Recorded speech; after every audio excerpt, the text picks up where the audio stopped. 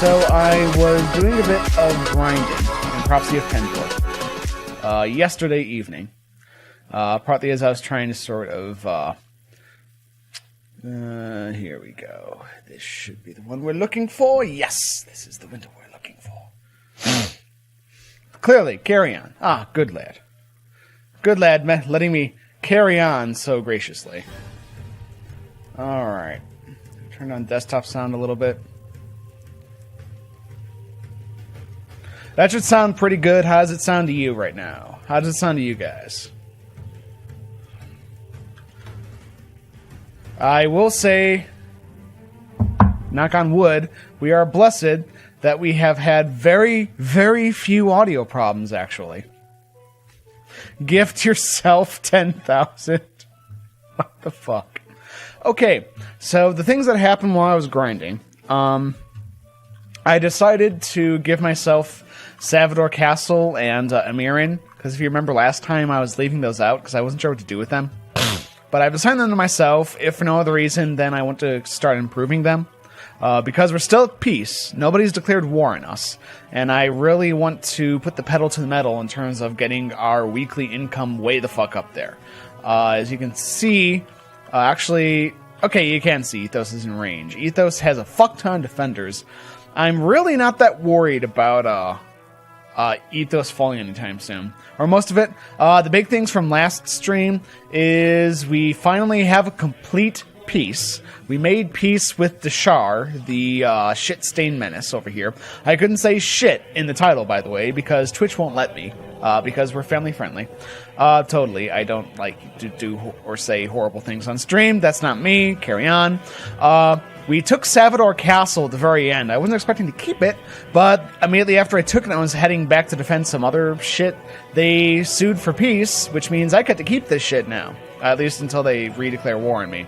The reason I say the title of this, though, as the Poopstain Menace advances, is they took Winholm.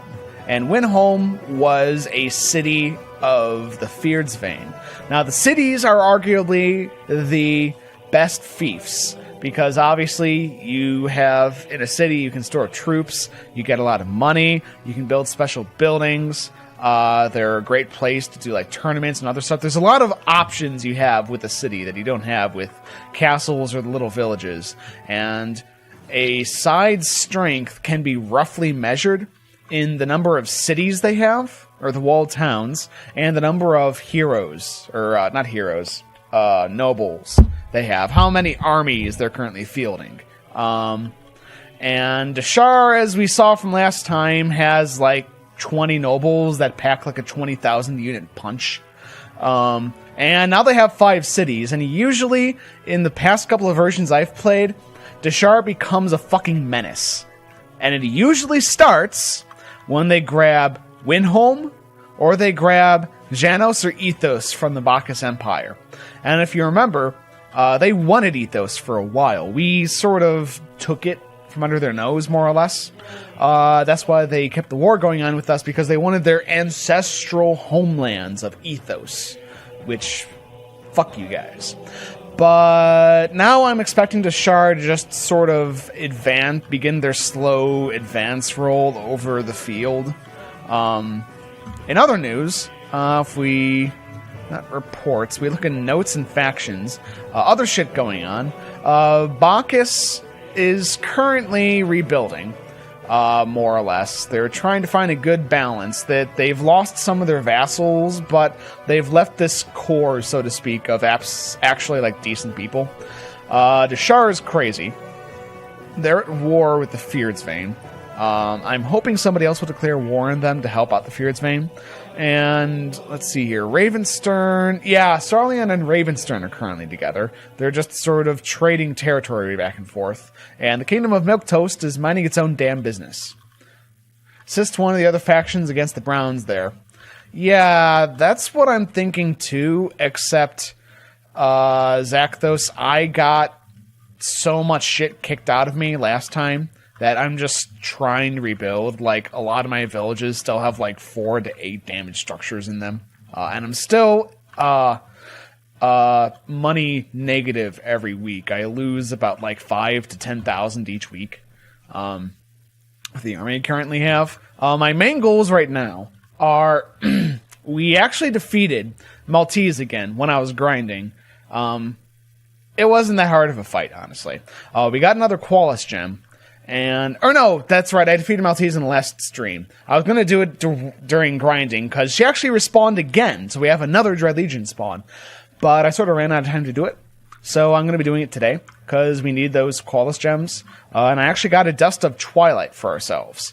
But let's finish up with the talk now. Fletcher, no construction.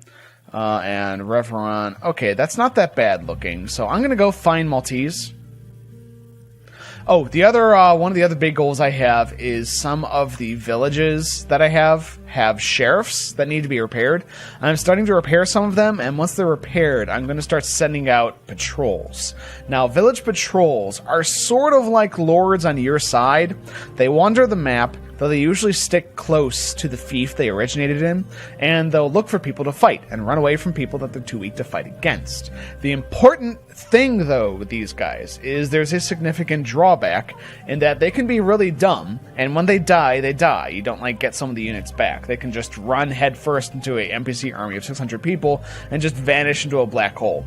But the good thing about them is you don't have to pay their upkeep, meaning that you can give a militia patrol like 100 adventurers or something, and you don't gotta pay jack for their upkeep anymore, and you now have 100 adventurer random what-the-fuck army running around your kingdom. Even better, you can get units that specifically have high auto-calc ability, like berserkers or gladiators, and just throw them onto the militia, and they'll do a great job of keeping your fiefs clean. Like those like little 50, 60, 70 lords that we've seen before. They just sort of go, we're gonna leave the main host and go raid all the villages because fuck the PC. It stops that sort of bullshit, at least for a time. So I want to start pumping up militias because we have a lot of troops in storage back in Ethos. Slowly trending up back there, so we can probably bleed off some of that. And that'll also help with our, constant losses. Snake Cult should be somewhere over this way. I'm gonna go see if I can take these guys out, because I don't want these little bands of Snake Cultists.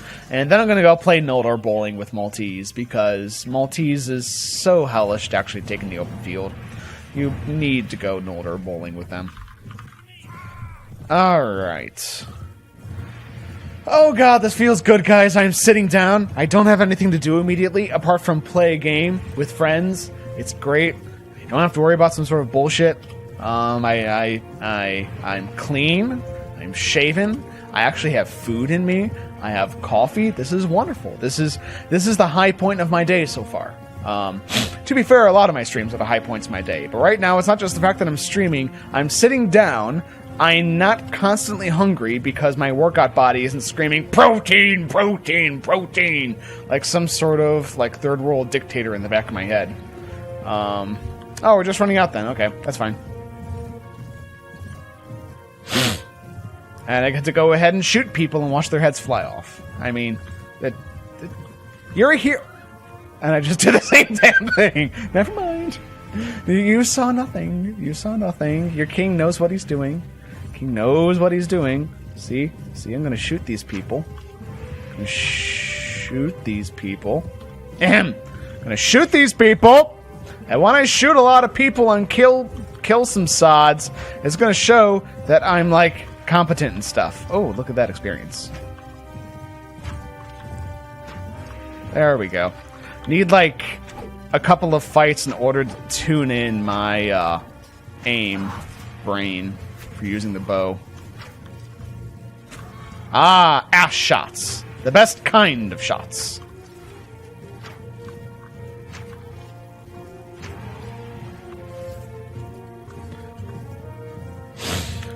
Oh, killing people makes everything better.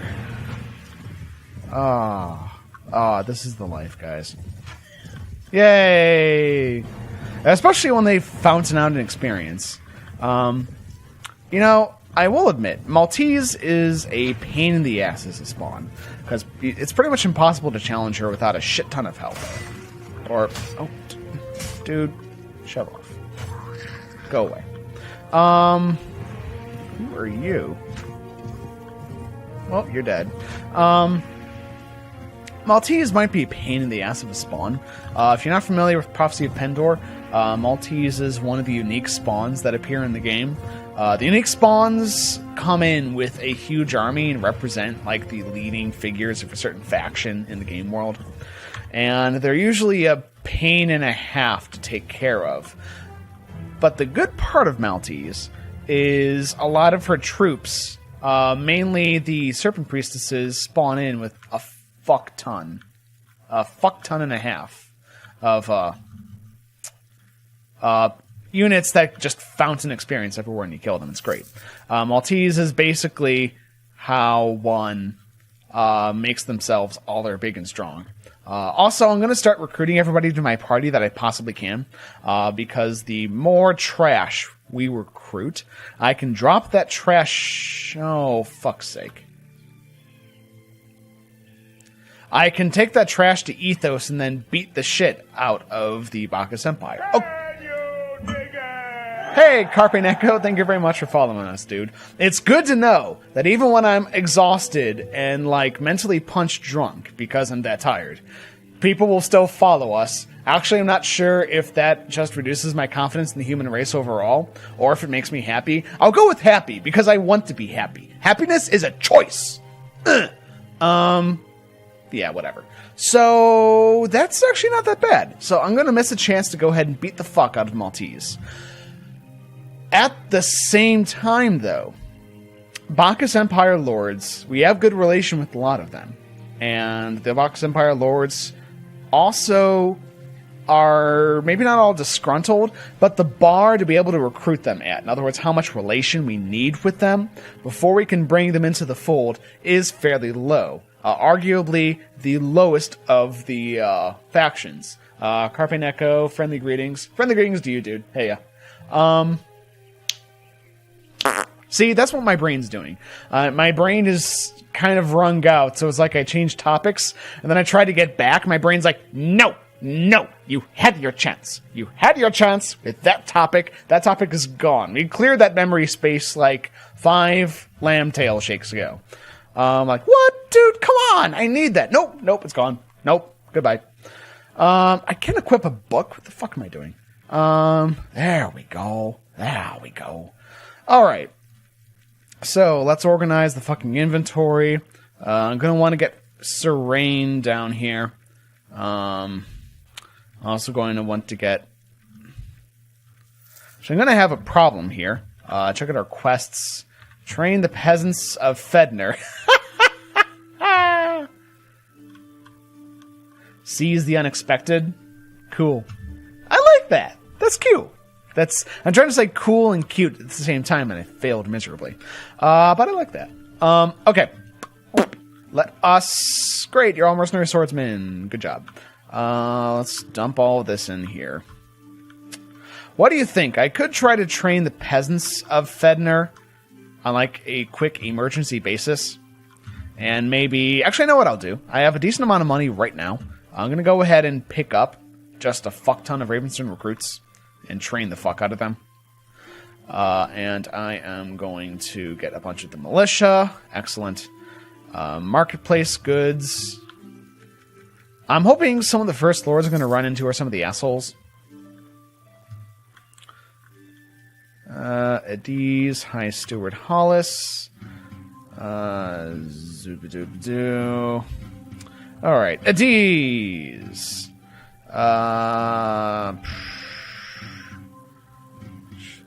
Praise myself. Okay. Oh, I think I have to talk to... let's assemble the army here. Alright, so I'm going to go ahead and assemble the army. And I'm going to start training up people. And in the meantime, I'm going to head over to Fedner with all these recruits. And I'm going to try to finish up this quest before Fedner gets raided, because we know Fedner's going to get raided into the fucking ground because it's all the way over here. Hey, Various. Oh, there they are. Hi, guys. You feel important yet? I wonder what their first targets are going to be, though.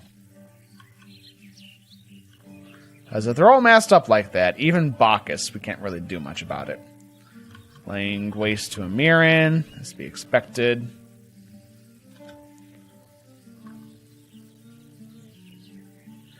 Okay. Did you guys? No. Okay. Train. Please train quickly. Before I get too many fiefs raided on me. You know, I just started getting these villages back up to snuff, and they're going to get fucked up now. Oh well, such is life. Okay, guys, I don't have much time to train you, so I'd appreciate it if you could all just, like, roll over for me, like a bunch of cats. That'd be great.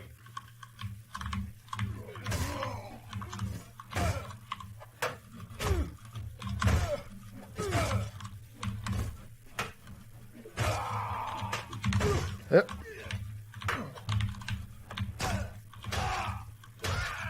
There we go. Okay.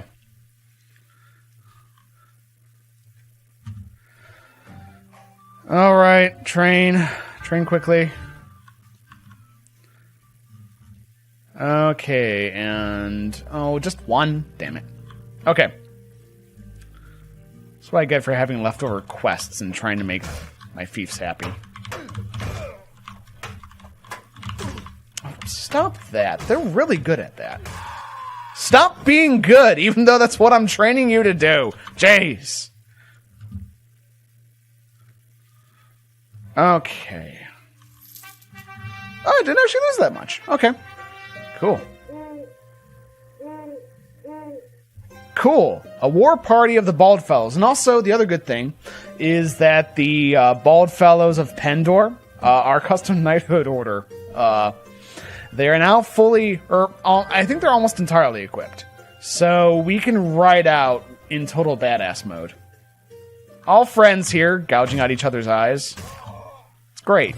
It's great. Yay, okay. The quest is done. Okay, and also we finally got a better shield. So, Anaconda Knight shield, it does the job. Because we finally have enough shield skill usage to equip something better than that thick whatchamahoos that we've been using for fucking ever. Oh, hello. There's everybody. Aw, you're at head height. Thank you. But yeah, the Dust of Twilight also really helped the... I should paint over the symbol. If only you could paint a shield like that. Unfortunately, I'm sort of stuck with the symbol on there. Alright. Cool. Alright, that's done. Dinner's up? Cool. Have fun with the dun-duns. Okay, so. We need more skirm. And we need that. Alright. So, I have no idea where Rain is heading off to now immediately. But I'm going to go ahead and head back to Ethos. And I could do this one of two ways. I could go into Quickie Movie Rady mode. Oh, they actually caught up to them. Cool. Unfortunately, I can't go back and try to capture him. I need to stay focused. I need to go ahead and get a face melting army together. So Miran's looted. I'm not sure where they're heading to next, though. Because I haven't gotten a report for a large host since the last couple of messages. A lot of stuff shows your banner on it once you or your followers equip it. There's some stuff that does that in Prophecy of Pendor, and then there's some stuff that doesn't. It's very, it's not exactly a complete solution the way they have it right now, which is unfortunate. But we will deal. We will deal. Alright, I'm going to see how many horse I can field at once. So what I might do is just start running around and see if I can find some of their lords on their own. Maiden Cav, Rangers, you... Hero Adventurers, 129. Fairly high quality. I mean, it's just a bunch of irregular cav, but it gets the job done. Take you, and now for some trash cav. Are any of the rogue knights of the specific cultures that you upgrade instead of adventurers, are any of them really worthwhile? Because I've never really noted much about them. Yeah, almost the entire Pendor troop line has them. And Queen's Guard, they'll probably die almost instantly, because that always seems to fucking happen. I have 6 Cobra Warriors, randomly enough. Okay, 164 cav. That's enough. That's enough to have a decent pain train. Decent train of pain. Still looking for Sir Rain to come join us. No sign of him yet. Let's check the tavern. Yeah. Okay. Also, we got Sir Roland back. And I did that before I did the Dust of Twilight upgrade. So everyone has a couple of stats. Leth actually got another rank of trainer, so I sent him off to train the Bald Fellows. Hopefully he'll have some increases, because the last couple of times Sir Jocelyn went out, he didn't really get anywhere. My informant, a traveler named Petreo Ravenglad, told me a fascinating tale about snake cult. And, yeah, if you guys missed, by the way, I talked to the devs about this, because of how their, rumor system works and how it puts them together. It's sort of this cobbled up script of a thing. Some punctuation things like this, and those definitive articles, and the commas, and the other stuff you'd expect, like, especially right here, they can't really do, apparently, which sort of surprises me. I figured there'd have to be some way to code around that, but... So, just ignore the fact that there's an article missing right there. Just... Anyways, a few days passed in the morning when he was headed to the tavern. He said the snake cult had been sniffing around here again. Apparently, some adventurer named Urist is, just some adventurer. He's not a king or anything. He's just some guy. Just blah. They've been making their difficult. Yeah, difficult lives. Yeah, we all got difficult lives. Suck it up. Alright, come with me and go die. Okay, no sign of Sir Rain yet. I'm gonna look at game log. Zibidoo. Okay, recent messages, there we go.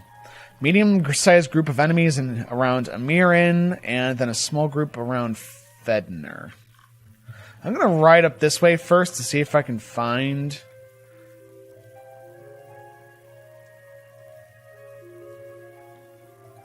an Empire Lord. Because this is also a very good money-making time for us as well, actually. Good to see the Amiran Patrol still has a decent number of people. And also good to see... Actually, I might swing by Ethos and pick up a bunch of trash troops and bring them over to the patrols, because the Empire seems to have just noped out of the area. They just fucked off. Okay. It's great, I suppose. Yeah, I threw some people into Savador Castle.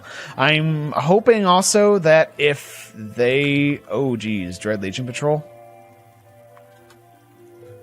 Oh dear. That means the Dread Legion is not all that far away, and that is either troubling or really funny, depending upon where they choose to go. Zoop-doo, because it'd be great if we can't get the Qualis gem from them, we can still get them to fight the Bacchus Empire for us. Wait, Janos was under siege? Did Janos get sacked? Wait, hold on. Did Janos get sacked by the, whatchamahoozers? You know, the whatchamahoozers. Those guys. What do you have with you, Various? Oh, snap. Oh, snap, son. Maltese is going to fuck up the enemy for us. That's great. That's amazing. Okay, Various Legatus. What do you got? The bulk of his army is honestly kind of shitty. We could probably take him on, I think. The Empire Knights are a problem, but they're usually dumb when they send their cav out ahead of them. And we have a solid core of cav here. There's some really good units in there. Unfortunately, I can't try to piggyback on this with the Dread Legion for two reasons. One, you can see Maltese is at 0% health, meaning that she's not actually going to enter the battle anymore. Meaning that I can't capture her. And secondly, whenever we've done that, for whatever reason, when we try to get away, a AI Lord immediately spawns on top of us. So there's no point in trying, really. Unfortunate as it is. Where are you traveling to? Okay, he's running from us, so that's enough. That's enough confirmation to me to know we can probably take him on. So let's do this. Hey, Various. Ooh, I hope Various is the Marshal. That'd be great. Thank you for sparing me humiliation in the payment of a hefty ransom. That was kind of you, but we're still at war, so he's a nice dude. Maltese is going to lose that fight anyways. Yeah, she's going to lose it, and we can't join on her side, so whatever. The main thing is she's weakening the Empire, especially because it's autocalc, and Snake priestesses do pretty damn well on autocalc, so surrender or die. Sorry, dude. All right.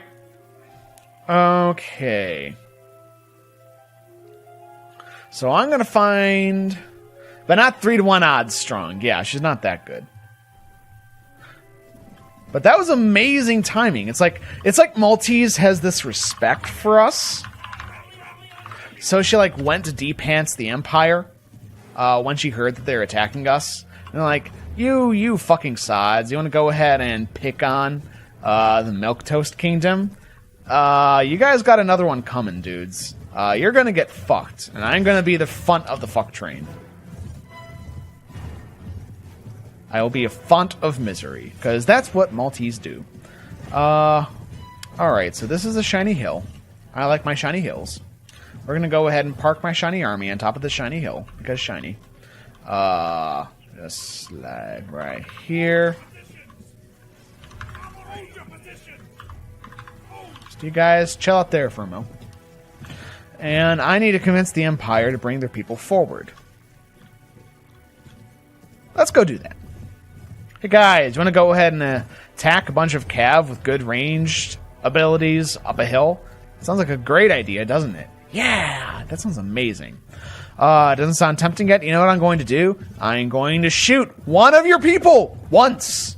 And that is going to give you reason for everybody to go and attack me. Because you hate losing one dude to a random horse archer who could never quite take out your entire army on his own. And ow. Okay, so I delivered 30 damage. Are they on the move? Not quite yet. I need to do more convincing.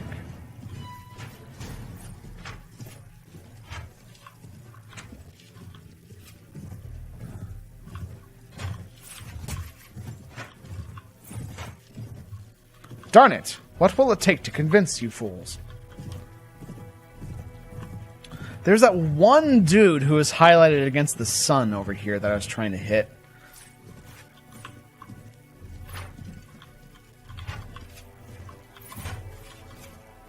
Alright, that should get their attention. I think. Yep, here they come.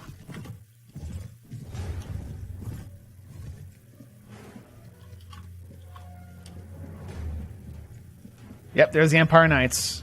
And what is that coming out ahead of them? Oh, you're going to turn around, are you? Well, I ain't going to punish you for it then.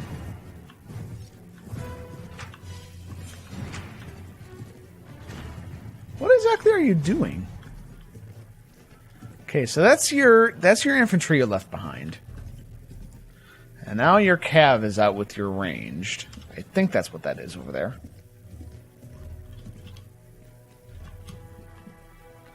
And you're just sort of...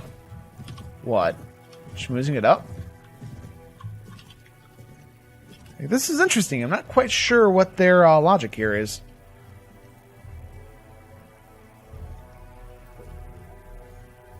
Oh, you know what I do know, though? I know that coffee is amazing. Alright, there's moving through the trees. Let's see what Senior Chucklenuts is going to do here. Oh, okay, there's their cav. They're riding out as expected. And I am happy to say, by the way, that the Bald Fellows of Pendor, after thorough testing with them, they are fairly terrifying. I look forward to using them against Bacchus Empire. They will have a great debut in large-scale warfare against these Chucklenuts. Nope. Wow. Okay. So, yeah, on that one.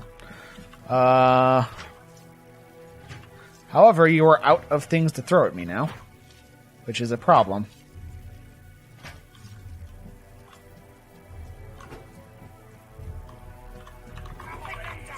Alright, let's take care of these assholes over here.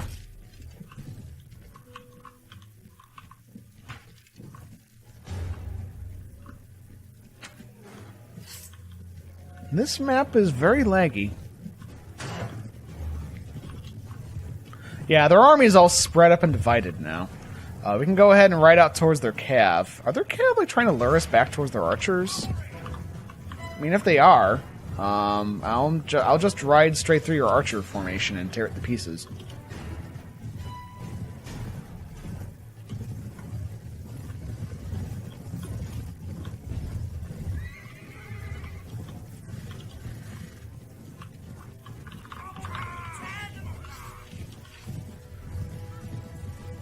And there goes a lot of crossbowmen.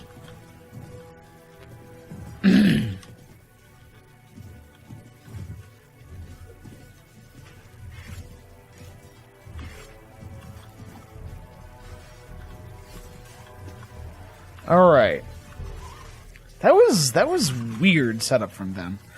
It was kind of interesting, though. For a second I thought they had some sort of, like, serious face, extra badass strategy. There was something in there, but whatever it is, it wasn't successful, ultimately. Alright, that's most of that. Let's group up again. I don't want to go ahead and fight their infantry in a bunch of little disparate pieces. That sounds like a bad idea to me. I did not want to take that. Yeah, they put on a bit of a hurt there, but I'm going to take some losses and pain against Empire Crossbow no matter what I do, because the Empire Crossbow, and especially the Armored Crossbowman variants, are just that badass. I mean, I'm going to suffer those losses anyways.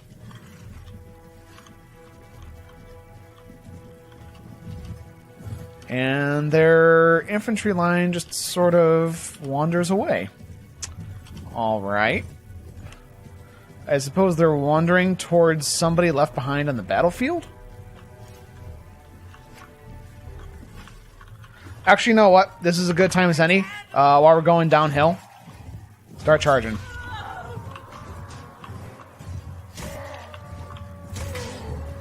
And they're also doing this weird split attack against something. Like, seriously, this was really good. I can't really claim like some sort of special plan I was doing there. They just sort of did this for me. It was very odd.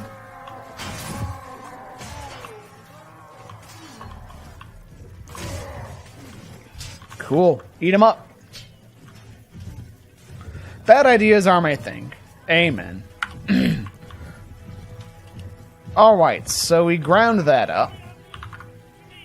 You guys come over to me, because we have a reinforcement wave coming.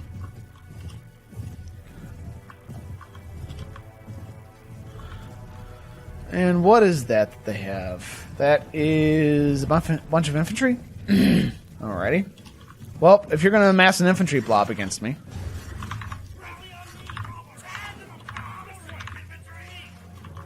Alright.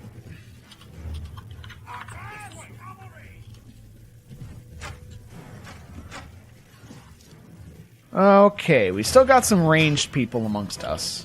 And another wave of enemies.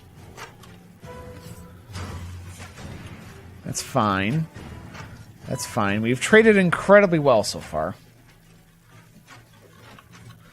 Is your enemy screwing up? And then taking advantage of your enemy screwing up. Yep, agreed. Totally.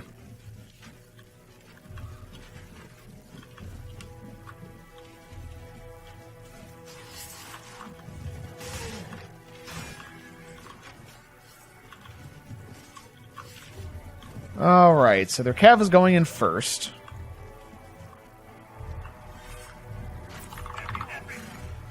Stand closer, stand closer. I want to mass up to a nice cav blob. And then go ahead and take on this infantry. Their infantry is coming forward in this weird staggered setup. And I can go ahead and draw some attention away by doing this. So that the reinforcement won't come immediately. And then we can kind of take them on the straight line of the T right here. But this little knot does worry me a decent bit.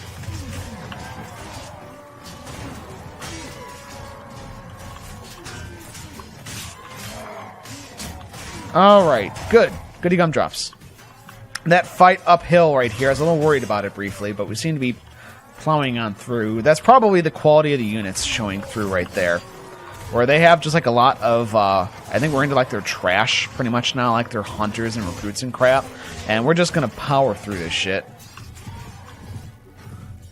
Yeah, he's pretty much toast. It's just a question of how long it takes for his body to stop twitching. I'm just going to leave him on charge. Faster we mop them up, the better. Give them less chance to actually... Yeah, they're disintegrating. They're disintegrating.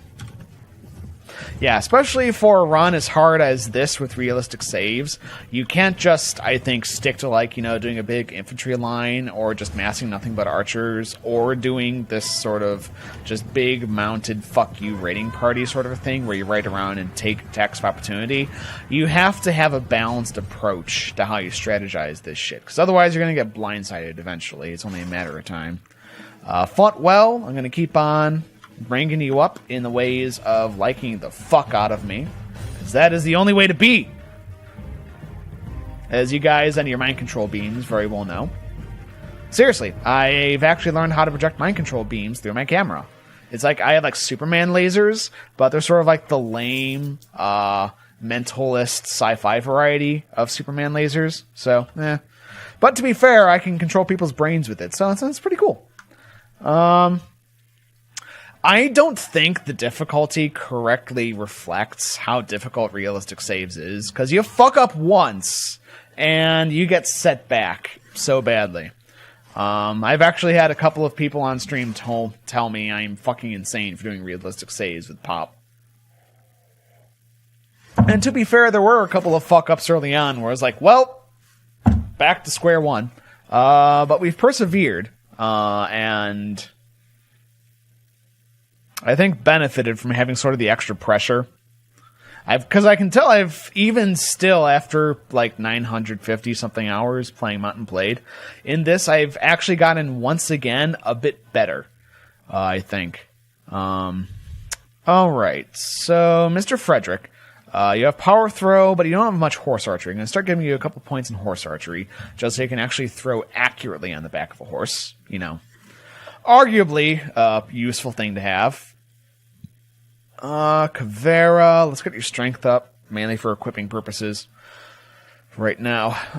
My eyes are starting to smart for some reason. I think I might have gotten, like, onion juice in them when I was cooking. The dinner tonight was beef tenderloin shish kebabs, which I sort of slapped together in about an hour. So I didn't season them as well as I'd like. And usually I like pan fry the meat a little bit before I put them on the skewers, so they have like a little bit of extra crispness to them. Like you do it in butter, and then you put them under the oven at broil temperatures, but like rung down. But unfortunately, I just sort of slapped it together tonight because I didn't have any time. It still came out well, but I think I might have squirted something in my left eye because it's just being a butt. It's being a total butt. A butt eye. I have a butt eye, ladies and gentlemen. Like, look into my iris. You can see the butt reflection in there. Just like zoom and enhance on the butt.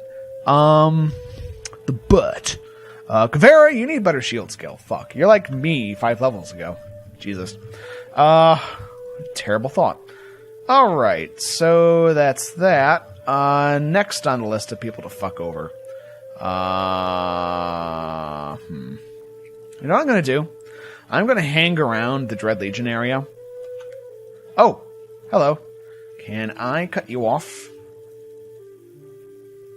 I can cut you off. Goodbye. Yes, the joys of a super spotting skill. Just come to Papa. That's it. Yeah, hold him for me. Come on, do it. That works too. Hello. What do you like? Bad-tempered? Oh, you're gonna get fucked. You're gonna get fucked. You're gonna get fubberknocked. You're gonna get mega fubberknocked.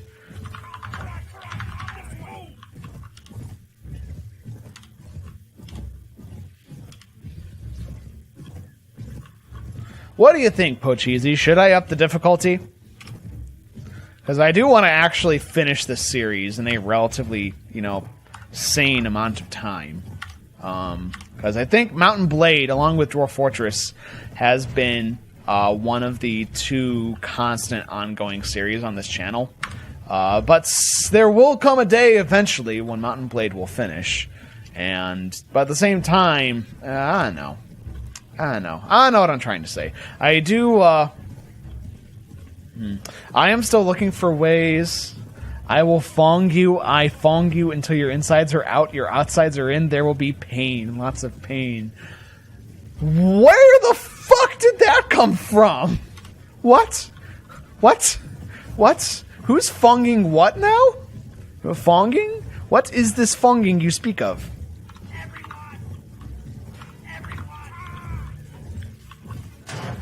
Whee! Everyone, look at me! Look at the king! Look at him! He's more important than the cav attacking your archers right now! Whee! Whee! Whee!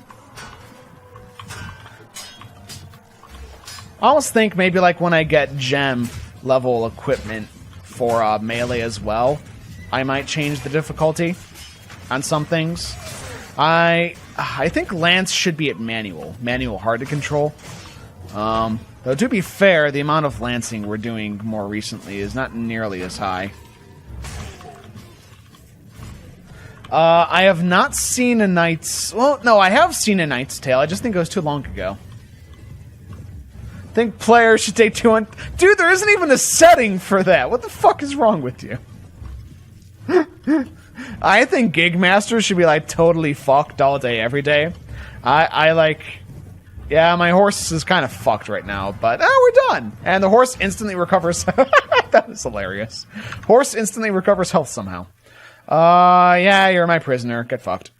Access the item pool. And off to the dungeons with you! To the dungeons! Woo! Yay, Heretic Army is always a fun deal. Fun! They're full of fun! Oh! Alright. Alright. So we're gonna head over to Ethos and dump Mr. Shishkabibble. Mr. Former Dishar Shishkabibble Lord. Bad-tempered Shishkabibble man. Into the dungeon, because I need to outfit my dungeons with some more lords. Like, hang the lords off the walls and be like, yeah, the decor's pretty good now. So yeah, you get the fuck in there. I think there was a slaver in here. Not anymore. But there was a Barclay Sapper. I'll take more of you. Barclay Sappers are amazing. Boop! Alright. And you can just rot in there. Have fun. Zakthos says, actually, if I recall in Mountain Blade, if your horse got damaged too much, they actually degraded from Warhorse only. Yeah, they will, but that's only if they die in the battle. Like, if they flop over, that'll happen. What'll also happen is if they're, like, champion and they die, they'll lame, and then when they get healed, they'll lose that status quite often.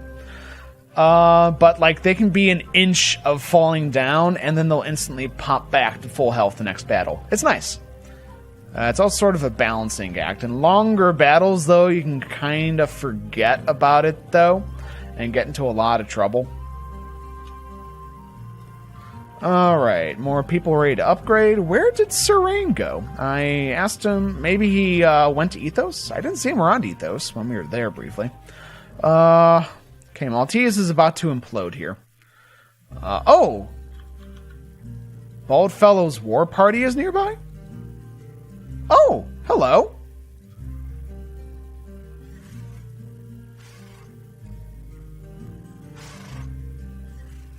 Oh, okay.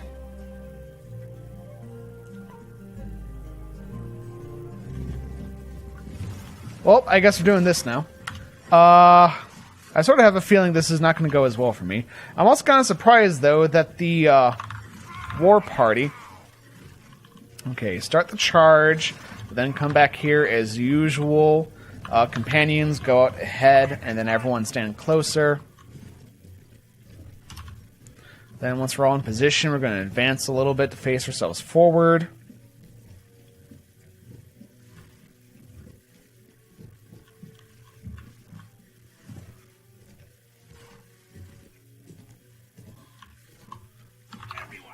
Okay, stand closer. This first charge they're making is going to be pivotal.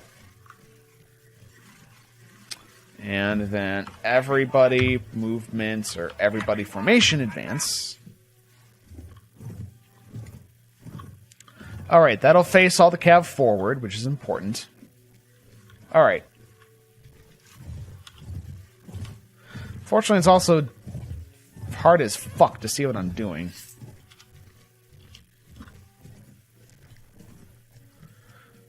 So yeah, I was hoping I would get the Baldfellow's war party help in this fight, but it doesn't sound like it's the case. It is good to know that there's a bard. There's a Baldfellow party nearby, because we can do shit with that. Because the Baldfellows, the Peach Fuzz Initiates, and the Chrome Dome Centurions hit like fucking dynamite.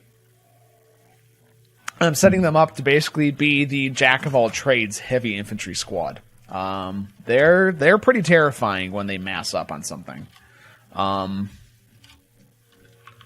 It's just I'm not sure they could take a fight this one-sided. Once all those Bacchus lords vomit out, you could have problems. But it would also be great if I can break their strength this early. I just don't know where Serain is. I sort of need you, dude. It's the reason why I went so out of my way to go ahead and get you into the party. So I could turn you into a lord. And then gave you a bunch of fiefs.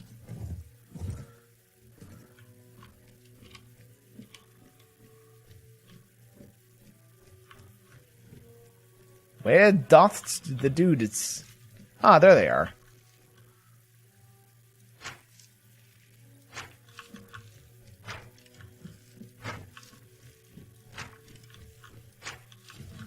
Damn it. I hit a horse, but that's not enough.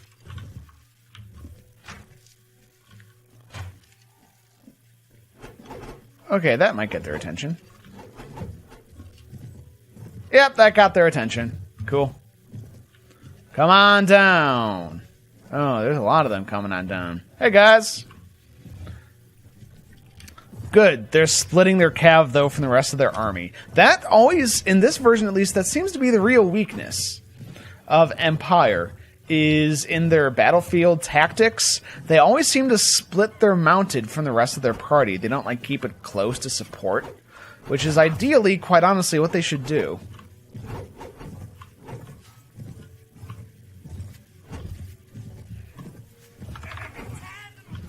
Alright, charge in there, use that hill advantage with the momentum against them. Alright. And I need to clear as many saddles as I can at record speed. Man, the Empire Guardian Knights are really good. Makes me sad I have to kill this many. Go away. You're getting in the way of my shooting. Oh, I lost a Shadow Legion, dude. Oh, damn it. Well, that was a fucking bloodbath. That was also fantastic as fuck. Okay, reform up on me. Reform up on me. Reform up on me. We need to go ahead and hit these blobs as one, like in the Gladiator movie.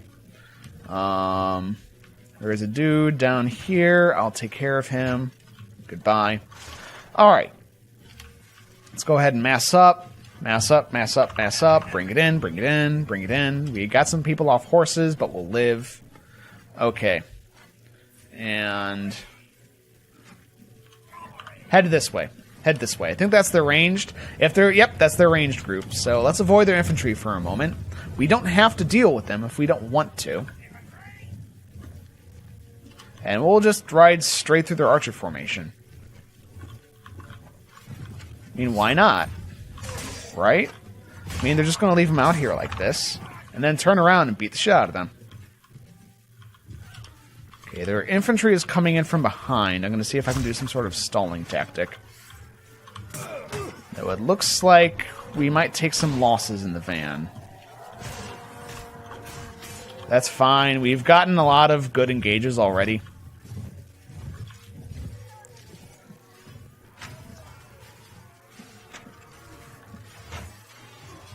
That gladiator needs to die.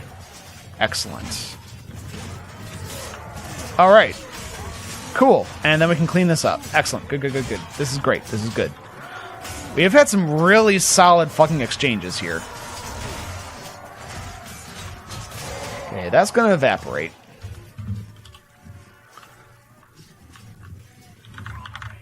Alright, form up, form up, form up, form up, form up, form up. Do not let them pick us one by one. That is how cav groups like this get killed, is one cav rushes into a massed formation of something and gets shish-kabibbled. You don't want to get shish-kabibbled. It's a bad way to go, guys. Take it from me, Gigmaster 2017. Being shish-kabibbled is not the best. Alright, now go out and charge mindlessly. Okay, horses. Whoop. Horses still looking good. I am honestly the one that's worse off.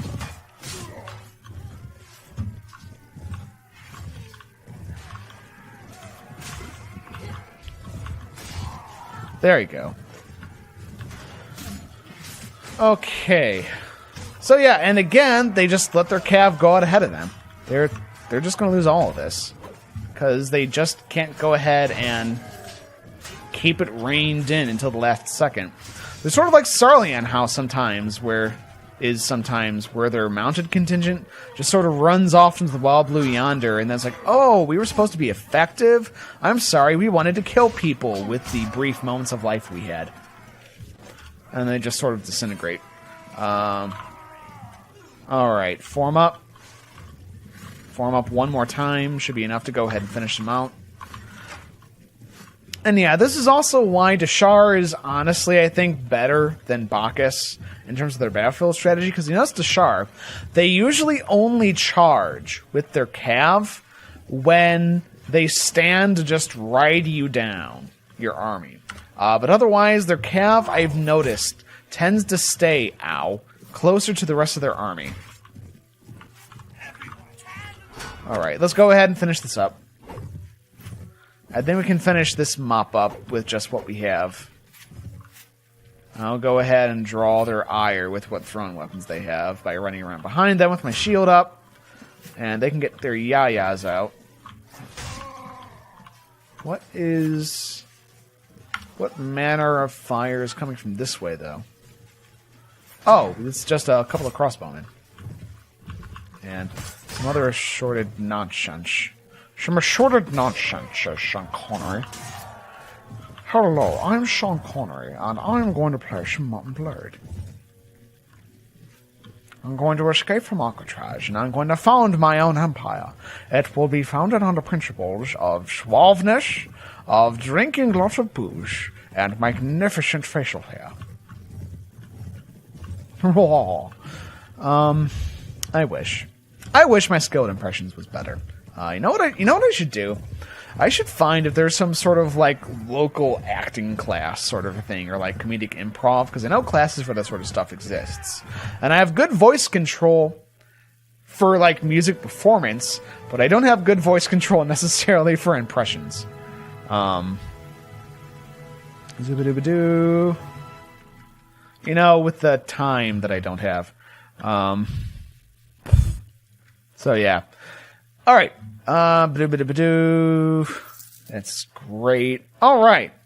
So we have 173 party of dudes. I don't think I can take much on with that. Okay, I fear that they're going to get eaten up by the Empire. It's probably a well-founded fear, quite honestly. Though, you know what I could do? Guys, you know what I could do? Is I could ride over to Ethos. I could grab a giant fuck stack. And then I could try to ride around with them. Because 174 of those dudes is a fucking terrifying force to behold now. You know what? I think I'm going to do that. I don't know where Sir Rain is. I'm going to assume he's not going to come help me. So I'm going to go ahead and dump off... I'm going to go ahead and dump off this group that I have now. Go to the war room. Transfer all troops. Thank you. Manage the garrison. All right. We are going to take 43 Chrome Dome Centurions. We are going to take... what the fuck are the Peach Fuzz Initiates? Peach Fuzz Initiates. All right, so that's 94. Let us get some ranged people. Let's get the Noldor. This seems like a good time to pick them up. Let's get you and the Barclay Sappers. And then, let's see here. Round this out with some Rangers. And then next wave of infantry. Let's see here. What do we have from the Ravenstern line? Because I might throw in some Ravenstern people here. Actually, you know what? We can throw in the Shadow Legion Marinesses. They're pretty good overall, and they'll be good as like a back line to the infantry. So 50 of you. And then finish this up with, let's see here, Squire at Arms. What else? What other random shit do I have? I'll take the Gladiator. Why the fuck not? Take the Black Archer. Why the fuck not? And you. I'll take those guys, because why the fuck not? Times 2. I could take the Empire Immortals. You know what? Let's do that. Let's take the Empire Immortals. We have a bunch of Empire Immortals that we could grab as well. Do we have any Ravenstern? Nope, we don't have any Ravenstern Kierkegaard. It's just a fuck ton of Man-at-Arms. You know what? Let's round it out with some Man-at-Arms on the back end. Okay. Go to the marketplace. We're going to sell off a bunch of this shit and grab a lot more supplies, because we now have a huge army. We are fielding 330 plus people. So we are going to need to keep a lot of these motherfuckers fed. So let's buy all that food up. Oh, crap. Well, okay then. Yes, let us rethink this. Zoobadoo. Alright. And this. There we go.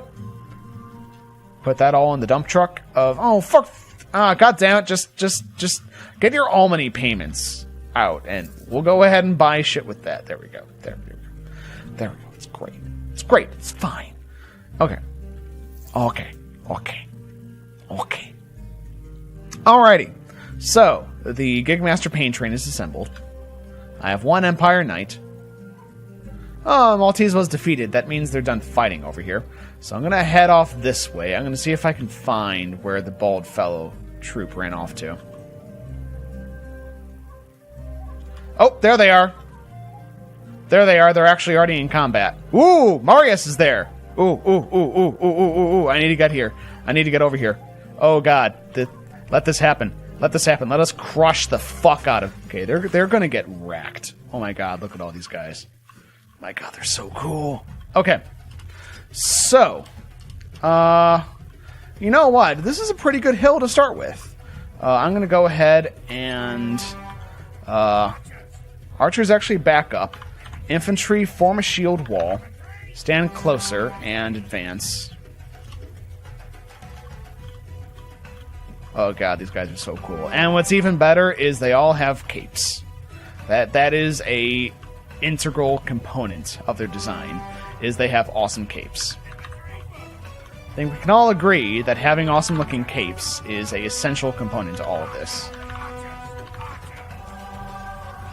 Alright, and longbow.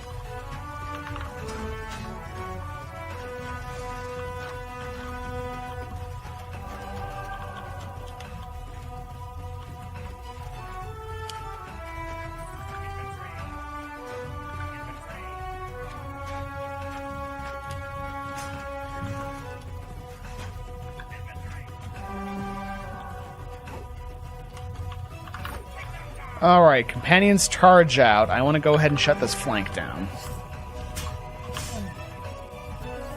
And they're going to run into the line of infantry momentarily, which is... The companions are going to slow them up, and the line of infantry is going to do the finishing blow here. I need to get my shield out.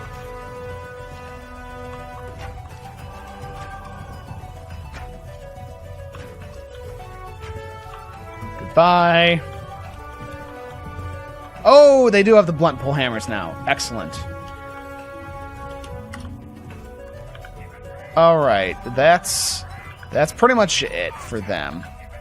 I'm going to go ahead and get the infantry back into position because theirs is on the way. And I want to go ahead and get formed up.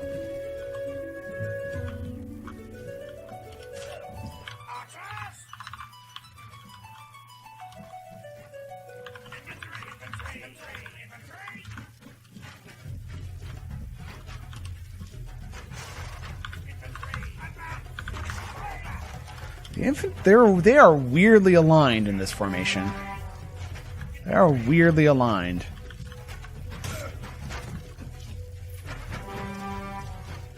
Yeah, let's just give them nothing but bad choices here. You can either ride straight into my infantry line, or you can just dither around while I pick you apart with archers. It looks like we're going to do the run straight into the infantry line option. Companions, follow me and stop getting knocked out.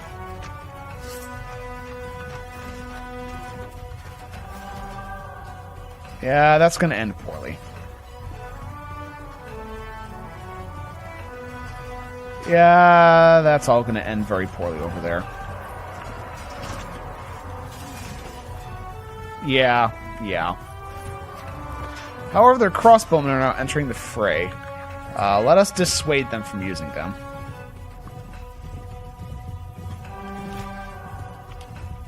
And I think I might just let my infantry run amok in a second here. Because we do have good shield users in the infantry, but I really don't want to get picked apart by the evil, insanely powerful crossbowmen of the Empire.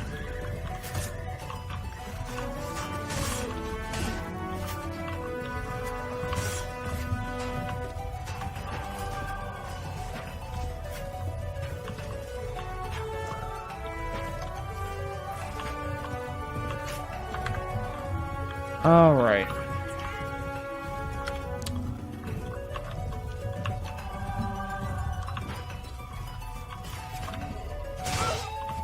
Oh, Adanja. That was probably my fault in blocking her escape. Ark. Oh, Jesus. Well, let's just hang back for a bit and watch these guys go to town.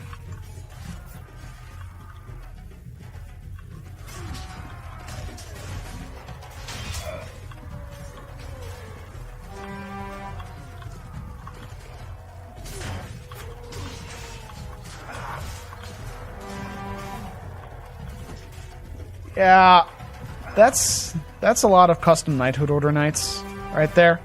Guys, stop shooting me. I'm just trying to watch. Jeez. So inconsiderate.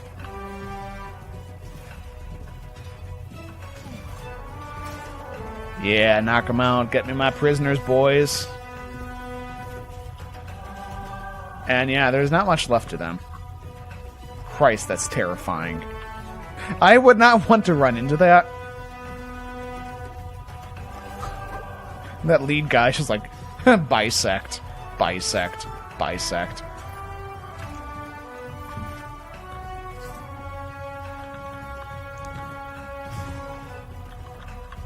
And there you go. Okay, now what? Now what you gonna do? You're gonna go ahead and use crossbowmen. Okay, that's fair. And Shadow Legion Marinesses. Okay, fair enough. I would do the same thing in your position.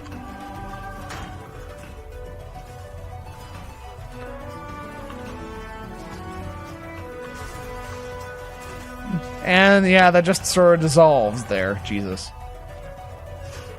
Oh. Ah, damn. EAC gets the first kill against them. This is really unfair. This is cruel.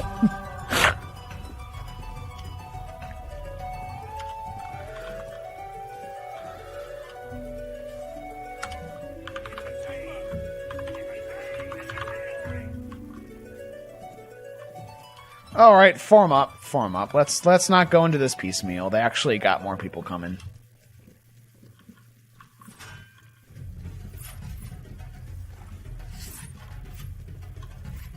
Now charge. Yeah.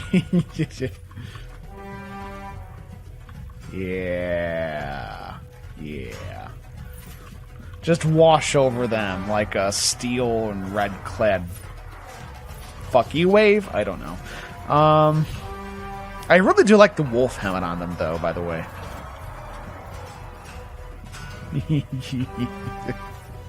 This is cruel and unusual punishment.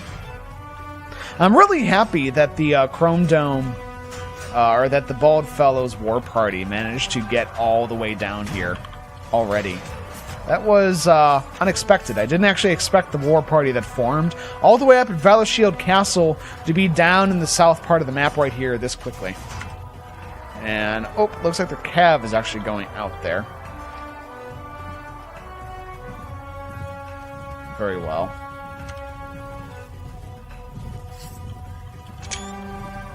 I might be worried about that if it wasn't for the fact that there's 18 Noldor bowmen over there.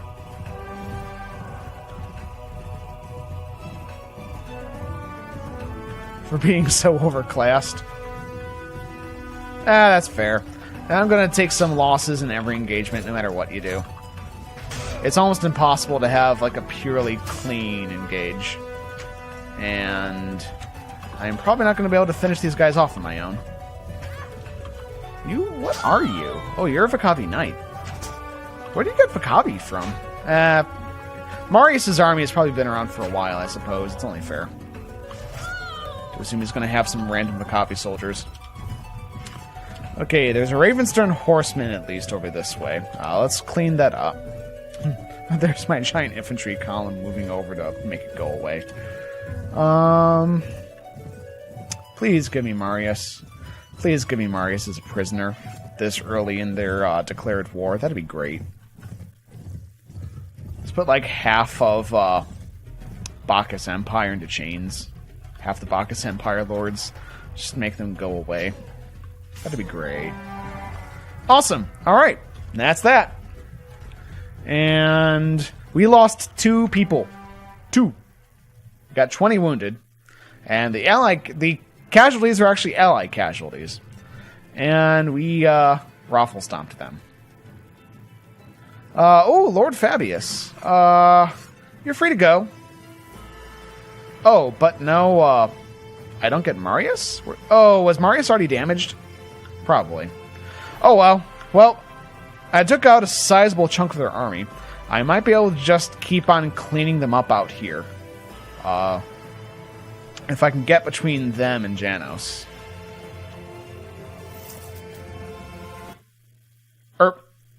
And Pendor crashed on me. Please have saved that before you crashed. I don't want to have to do that battle again. I mean, okay, that battle was awesome, but I want to have to do repeats. God damn it, Pendor.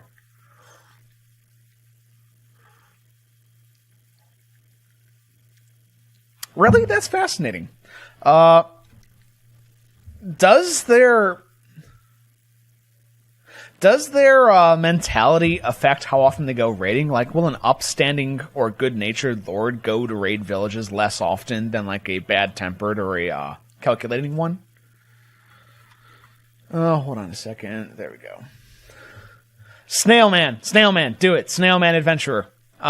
Please tell me that Snailman Adventurers get special mucus powers. That would make my fucking day. But yeah, no, Fabius looks like he's good-natured. I guess his mood must have either randomized, or it doesn't really matter what mood they are. Okay, so his mood got randomized. Though, to be fair, I am amused by a sadistic Fabius, because whenever I see Fabius, I always immediately, of course, think of Fabio. So I meet Fabius, I'm like, oh look, it's Fabio.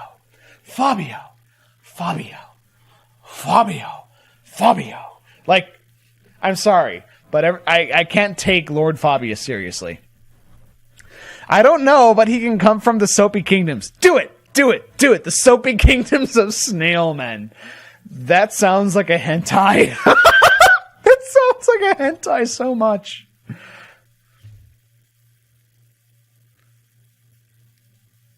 Alright, cool. So it was after.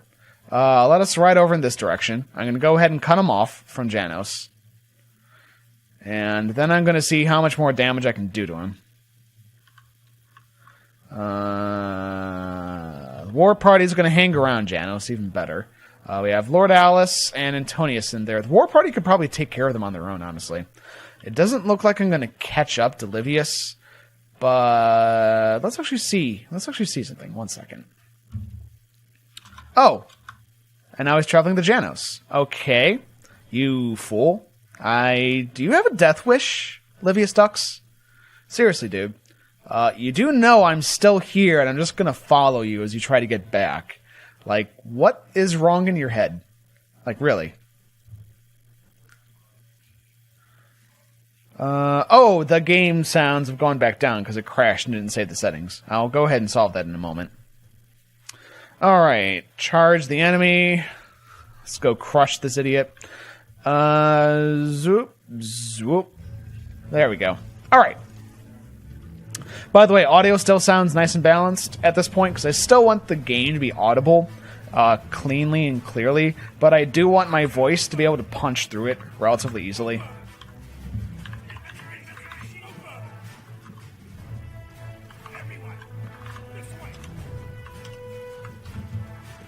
Alright. Well, let's go ahead and do the setup here. We have a good contingent of infantry ourselves. Hopefully you guys are going to get into position before they come to butt-fuck my archers. Come on, guys. Get over here.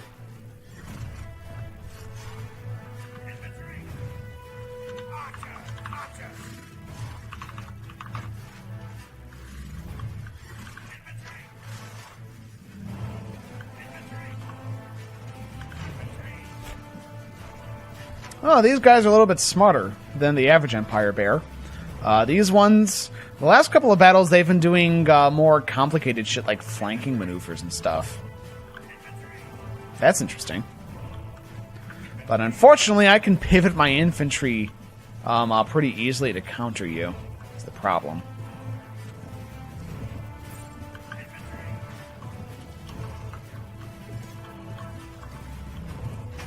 Dude, cut it out, Livius. Wow, that was actually pretty impressive. Alright, infantry charge. We can grab their cav now, because their cav has engaged me over here, and the infantry can catch up and just destroy them. I am worried about my archers. I might start... Actually, I'm going to start backing the archers up. It's because their infantry is coming for me as well. So I need to go ahead and clean them up, and it looks like they are pretty cleaned. Yeah, they're pretty clean now. So let's get back over this way.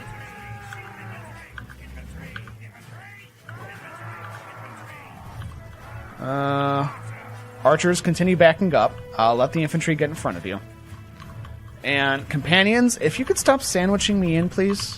Companions, let me go. Let my companions go! Alright, and then you guys get closer. Okay.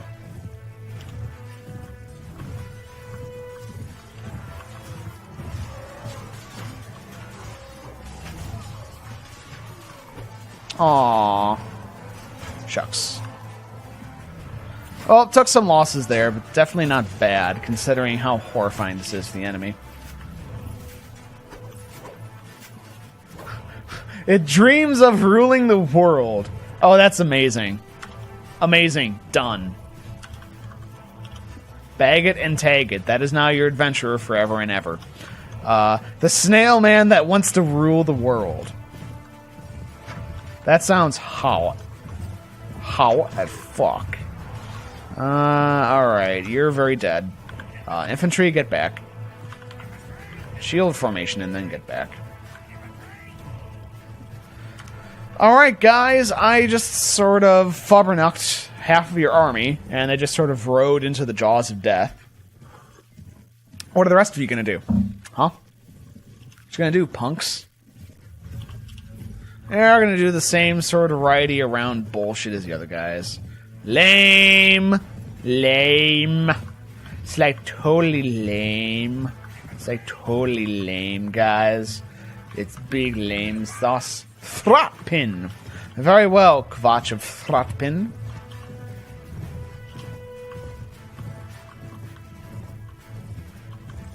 Is that the doohickey? That is indeed the doohickey. Companions, charge, slow them up.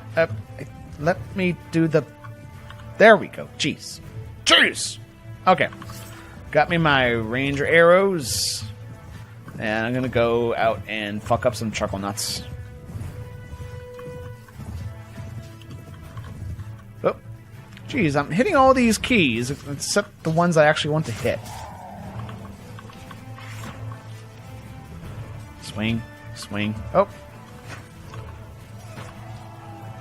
Not sure how to grade that. If you're trying to hit me, you would have failed.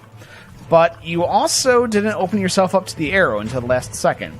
Actually, not so much the last second as like the third second after the last second. So, no, some ups and downs there.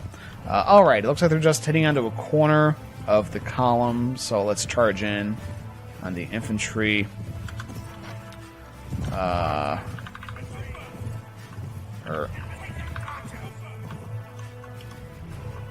Archers come up.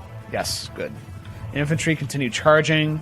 Companions presumably are also going to continue charging. That's fine.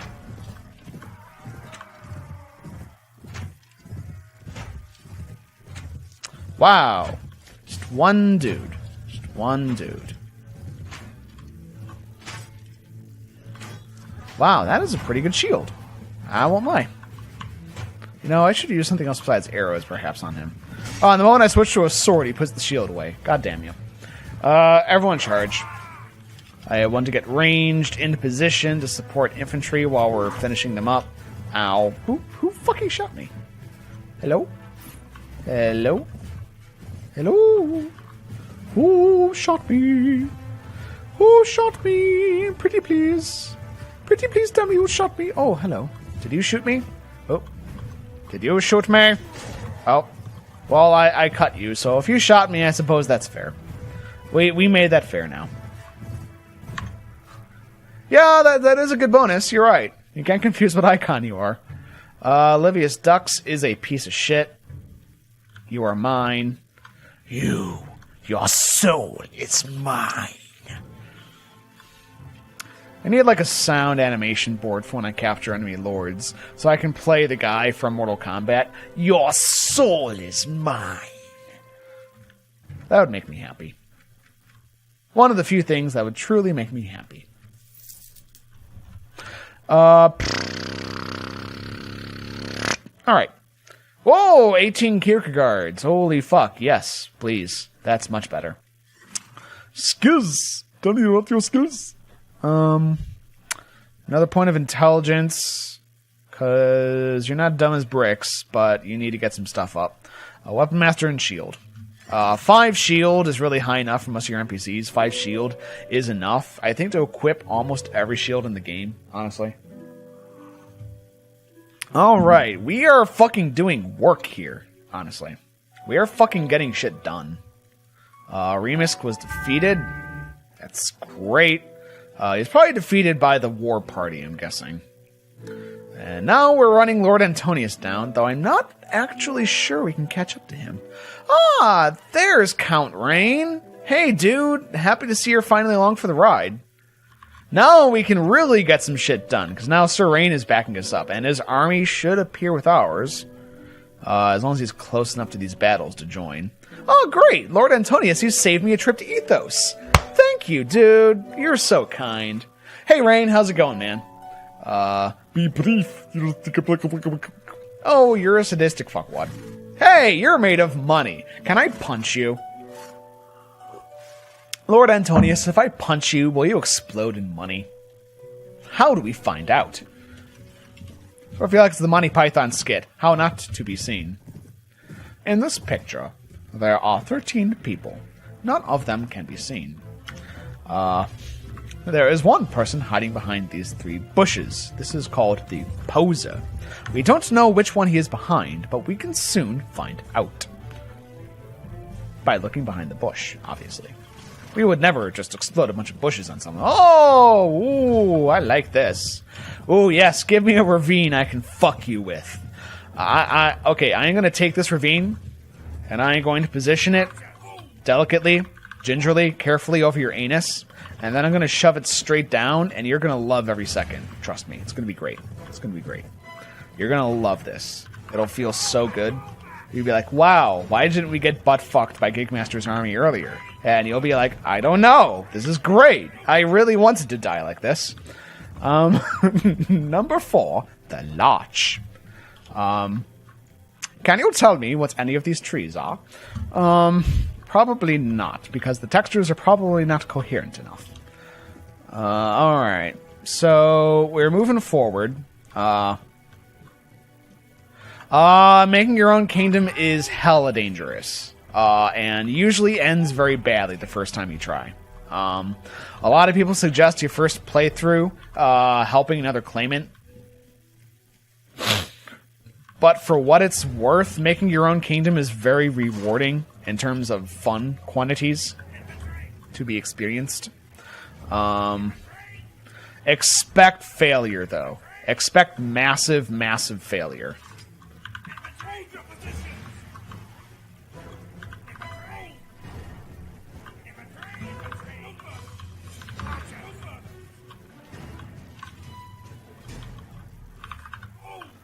Alright. Been asked to kill a rock with 95 kills in the Bronze Colossus. I'm going to say no. That seems wise. That seems wise.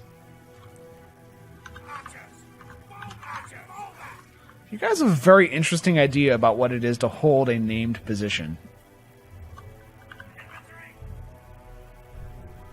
There you go.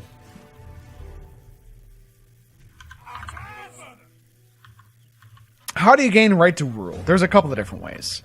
First, the one you're going to have immediate access to. You can gain right to rule by having your companions go out, and oh my god, guys, you can't make up your damn mind where you want to go. Fuck's sake. Just back up. Don't join the infantry for repelling the enemy charge. Just back up. Okay. You can send out your companions to go ahead and spread word about your right to rule. You can do this for every single companion, and this is pretty easy to do. The second method of getting right to rule is winning wars. When you have a peace deal declared, and you're part of the kingdom that had the peace declared, on either side, I believe, either you sued for peace or got peace sued for, you also gain right to rule. I think there's a few quests that can do it. I think there's a few random events that can do it. Usually getting right to rule can be pretty tricky and hard to do. But it's also not exactly agreed on just how useful right to rule actually is. Because some people have noticed that the coding for right to rule, it does not actually seem to have any listed benefit. Somehow. Don't ask me how that works. Despite everyone's talked about right to rule being necessary to have a successful game where not everybody declares war on you constantly for quite a while in Prophecy of Pendor and Mountain Blade in general. But apparently there's no hard evidence as to, like, the numbers for right to rule, how it works, or what specifically it influences. That sort of stuff. So, you can get right to rule, and a lot of people seem to ballpark the right amount at like 40, 50 before you start your own kingdom.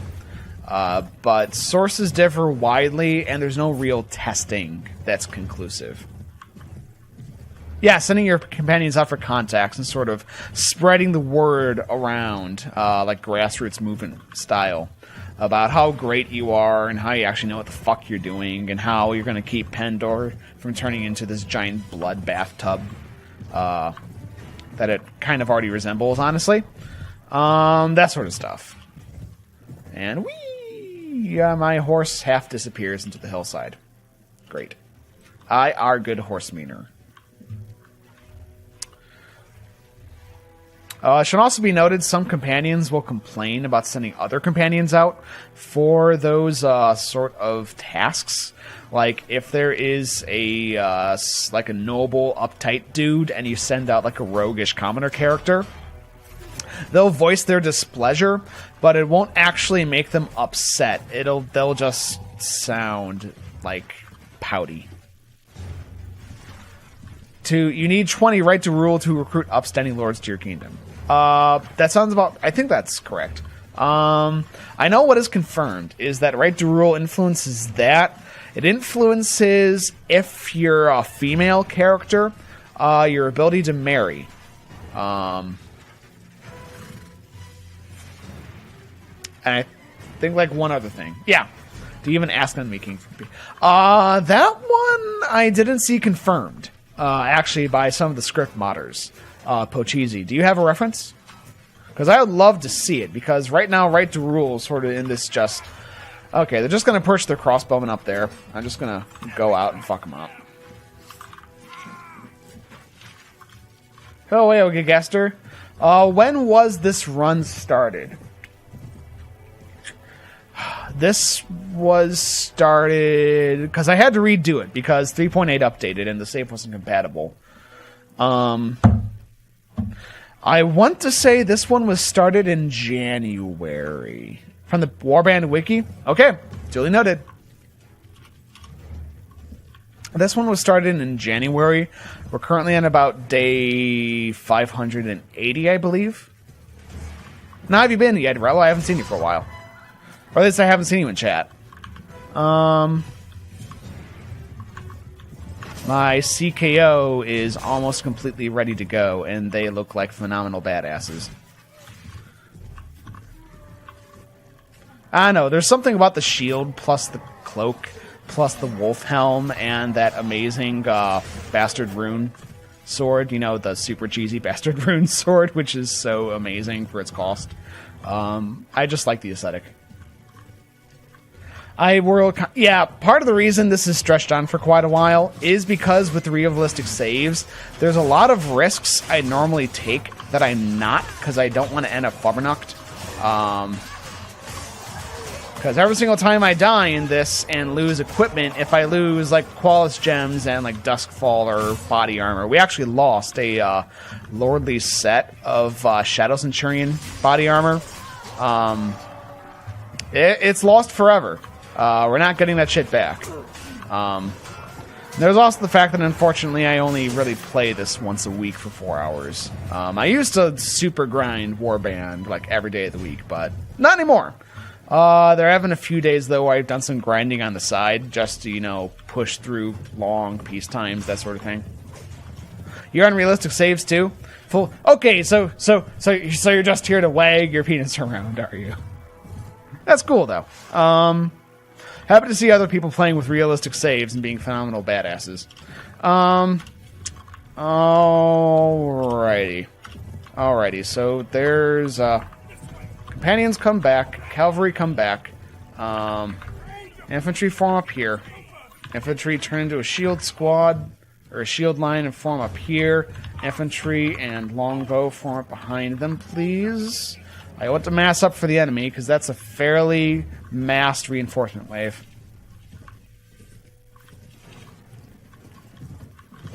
Yeah, I think we're really going to fucking take off here once we get some more Bacchus Lords, because currently it's just myself and Sir Rain as the actual, like, moving parts of the kingdom. Look at that gladiator. Let's make the gladiator go away. That's much better. You're gonna take a swing at me? You're gonna swing? Oh, you're gonna swing? And then, oh no, you died. You died, you fool. You fool. Well, your CKO is glorious. Okay. Gigmaster hereby... Oh, fuck, he died. Gigmaster hereby announces a dick-pissing contest in chat about how amazing you are at Prophecy of Pendor. Because it seems like it's going to happen anyway, so fuck it. Everyone try to sound as impressive as possible. For my part, I am streaming Prophecy of Pendor. And that's probably not very meaningful, but it's something you don't have, so actually, no. Yet Rollo, I think you might have streamed a few times. I don't know, fuck it. I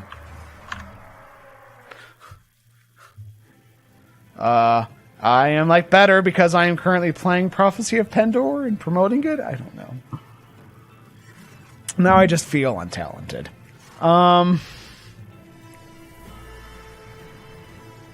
The training lance is... okay.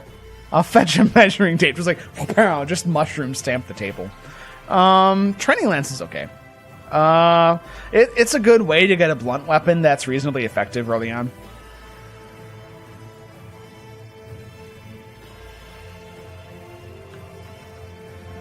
Alright. And excellent. Okay, let's drop some assholes off. Manage the garrison. Actually, let's check out the tavern. Is there someone here who can buy prisoners? Don't know. Okay. Manage the garrison. Gib. Our collection grows to 3. Yeah, Prophecy of Pendor is pretty much the only... Or, not exclusively, because I've played some other stuff from Mount & Blade. But it's really the only thing I've regularly played in Mount & Blade. I'm happy to see that he picked it up, though, Rain. I hope you're having fun. It sounds like you are having fun. That is, arguably, that is the best thing I could hope to do with this channel, is to show people games and for them to have a fun time with it. Dude, don't message me while I'm streaming. I am the best player in Australia at multiplayer, have 4,200 hours in Warband, lost a total of 7 duels in the 32-player duel tournament, which each duel series was 1st to 13, World Conquested Pendor twice, Warsword Conquest once, Perisio once, no cheats. Assumedly no cheats, otherwise that's all sort of meaningless. So yeah, your EP is pretty big. Yeah, that's fair. That's a pretty big EP you have there. That's a nice EP up against your buttocks. Alright, I'm gonna take some of the random crap, infantry, and other stuff we have in here. And I'm gonna give them to Sir Rain. Okay, that's just a little bit. Hey, actually no, let's trade up in the marketplace. Arms. Get rid of all... Oh, I can't quite get rid of all of this. Massive EP. Dude, I don't think you can talk very good and stuff because all of that blood is draining from your head and going straight to your EP. Wow, that EP though. The girthy. You're so girthy, Edrello. Your girth.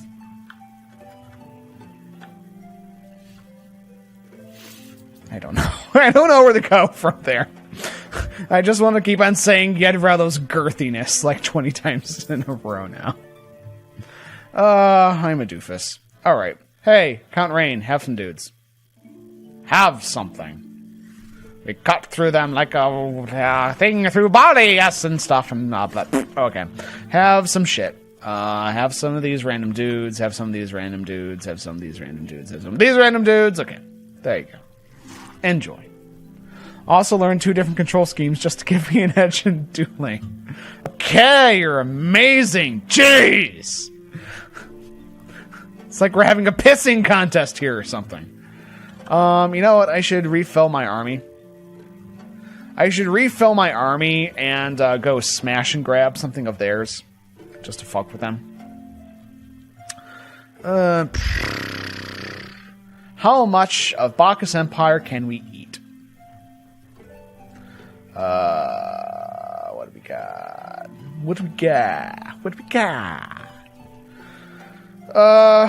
Well, I suppose I can pick those up, and I can pick those up. And do I have rangers in here still? Ravensturn Ranger, Ravensturn Ranger, Ravensturn Ranger, Ravensturn Ranger, Ravensturn Rangers. Okay. I'll pick up some Legionnaires. And then, like, a few range. There we go. Good. Okay. Let us go out. And, stop by... Oh, good. We have a mine. I have half a mine to build a mine. Buy some supplies, because we're probably starting to get low on food. Yeah, we already are through one baggage train. I wonder if I take Janos from them. Actually, no. Here's what we're going to do. So, we have White Stag and Battle Shield up here. I'm going to go ahead and try to join up my kingdom. I'm going to see if I can grab Walvin Castle and or Shieldstorm Keep and or Caledine Castle. Because then, if we can condense all of this, we will be able to, I don't know, have more land. The main thing is once we have more lords, we'll be able to keep all of this disparate crap well organized. Sure, I'll take more money. Money's okay. That's great. Attack controls. I'd say use directional movement, especially when you're starting out. That's probably the easiest to wrap your head around. I'd say based on movement keys, don't do auto blocking or auto attacking. That's just cheese. Don't do it. You're missing a lot of the subtlety. Interesting. Attack by inverse. Oh, I see why. I see why. That makes sense. I was like, attacking by inverse? How does that... Oh, wait. Okay.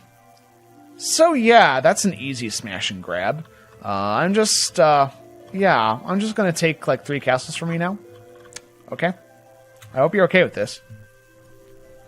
If you're not okay with this, I guess tough noogies. Oh, for fuck's sake, Julia. What? Why are you unhappy? Oh, because left.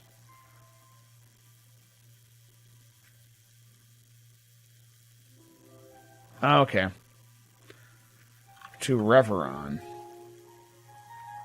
Well, war is breaking out in a couple different places. I'm going to hold on to the siege, though. Oh, there's another lord over there.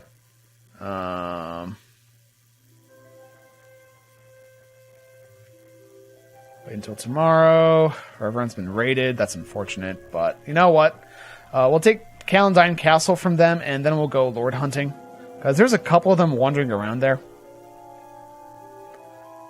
Dude, how long is this going to take? This has been like 3 days. Can I get my siege engines? No. Ah, geez, that took forever. Okay. Lead soldiers in an assault, and Sir Rain ran off, unfortunately. So, oh well. Alright, guys. Let's get this pain train started.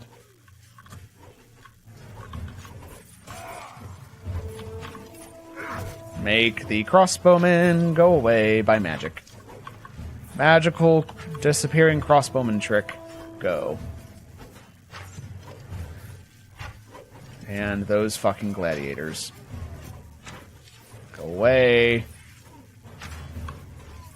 Is this Livius Dux's place, actually? Get the wooden rabbit. Yeah, don't use auto block. Auto block cheapens the game. Absolutely. Total agreement there.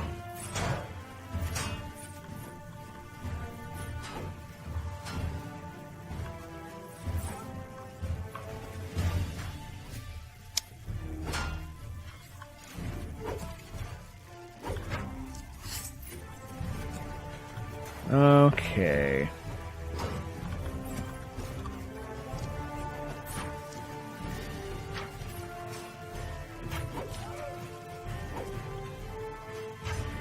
There. Are there archers over here?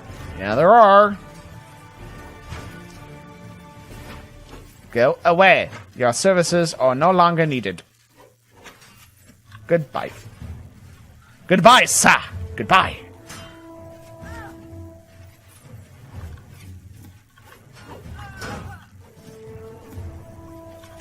I see a gladiator without a shield, who then just disappeared into the mist. Very well. Disappear into the mist as you will. Oh, good thing that all my companions are dying first here.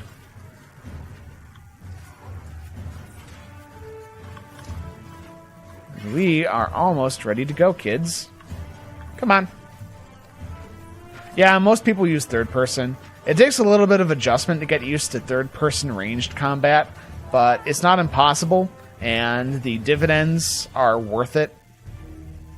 Alright, Chrome Domes, I have not seen how you and the Peach Fuzzes do in siege combat yet, but let's give this a go. Let us give this a motherfucking go. No matter what we do, there's going to be horrible losses.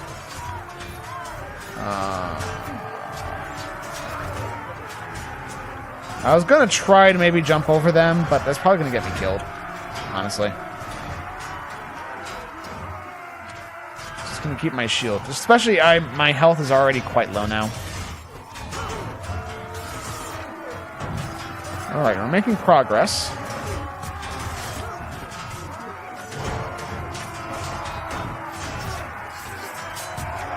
And we almost have a breach.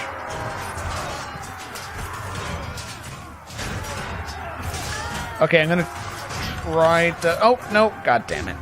Ugh. Collision is really weird in this game, unfortunately. It doesn't always do what you expect it's gonna do. Sometimes you just sort of, like, skid around randomly. For no apparent reason.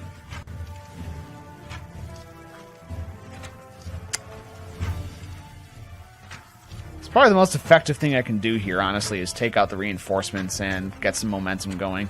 Okay. Yeah, they have their own Centurion dudes defending. So this is going to be a tough one to crack. There's not many troops in this castle, but they're good quality. Oh, god damn it. Keep on skipping off the side. Jeez. Stop that. I'm going to knock myself unconscious with falling damage.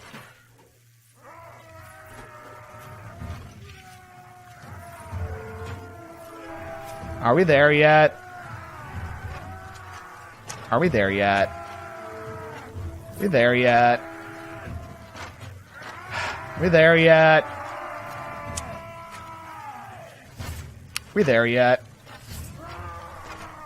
Yeah, I know I am. That's why I'm really trying not to fall off this time. Are we there yet?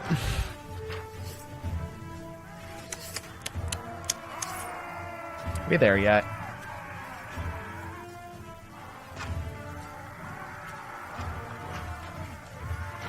Dude, don't push me off. Don't push... Oh, god damn it. Oh, there I go. God damn it. Come on, guys. Move. Damn park sappers pushing me off the fucking ramp. Ooh, I didn't know there was an achievement for getting 75 throwing weapon kills. What is it? Unfortunately, you can't really do that. You can't just order them to jump off and give you room. Okay, they performed reasonably well, considering the quality of troops they're up against. I'd say they still obviously need more training, which is what Leth is giving them right now. But yeah, not half bad. Cool. To be fair, they aren't really like men. They're more like trained dogs. Honestly, with how the AI works. They're not... Actually, no, they're more like ants, actually. Alright. Plague Warden has a decent thingy on his back. My recruiting mentality. He has a thingy on his back. He also has a thingy on his back. Armored Longbowman. I'm going to throw a lot of this into the garrison pretty quickly here. And Starland Squire at Arms. Actually, you're kind of meh. Squire of the Lion, though, I'll take. Alright. And capture all this.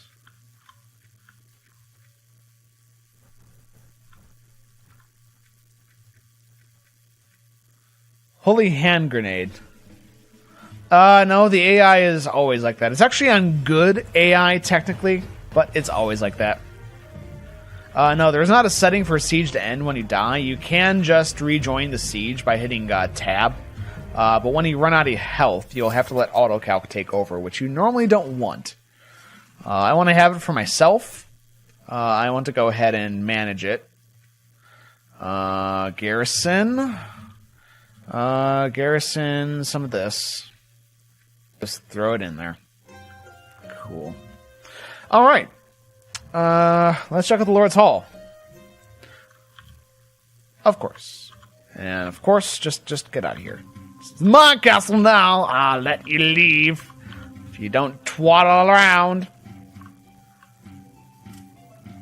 Yeah, Dog Hotel's Brenny bots. I actually tried that mod. They fucking murder you. Oh my god, they are terrifying. Like, I turned it on, and I was like, okay, let's fight the AI. And I was like, one guy in the battlefield who's just like staring at me with his shield up. I'm like, you aren't running forward to attack me. Okay. And then I run forward to attack him, and suddenly he goes like, with his arms. Like, he does like 4 feints, and then just clobbers me in like lightning succession. And I'm just like,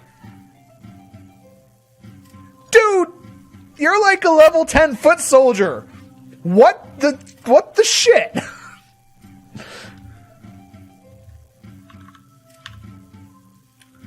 Alright. Surrounding villages, training, that is all. Okay. And then the pain train continues to roll. Let's see here. You're fighting something over there. There were some lords wandering around here.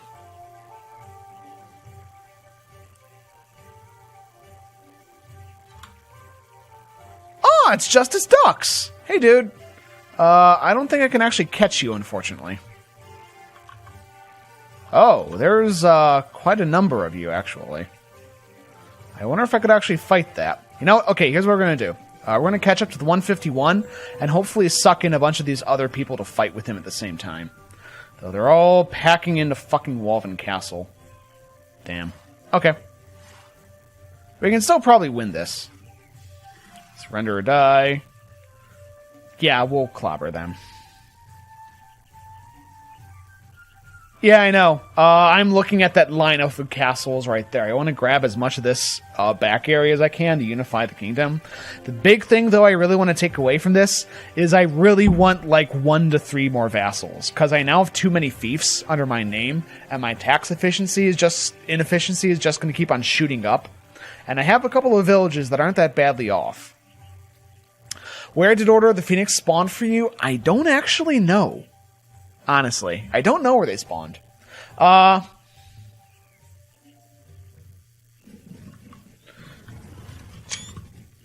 mean, is that easily recognizable somehow? Alright, everyone follow me. Except for non-com, you stay back.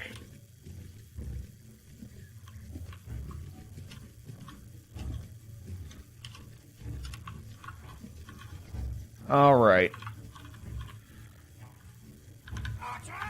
Crossbowmen, stay there. Longbowmen, stay here. And then right below them goes infantry.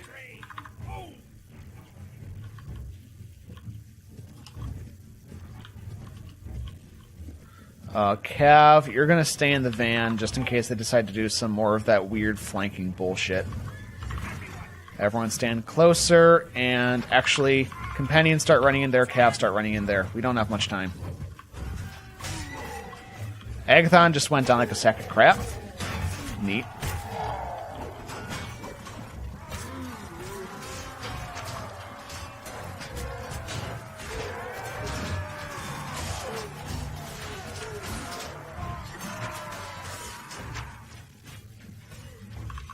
Alright. Form back up on me. Get out of there. Let battlefield tactics take over now. Now we bought ourselves a quick moment of time. Specifically, our archers need to get in on this shit now. Because we have a prime fucking killing field. Oh! But, sorry, Bodis. I didn't mean to do that. Here, I'll take them out for you. There you go. Okay. Alright, and now we clean house.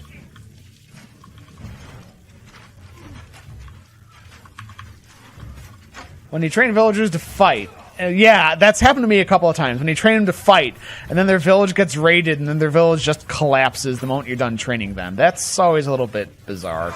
Ow. Stop that! I'm trying to take out these really good experience returns. I mean, enemies.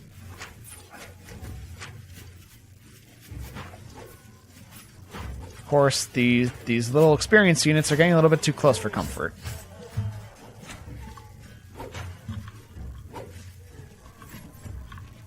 Oh, damn, I'm out of experience gainers. I should go get some more at some point.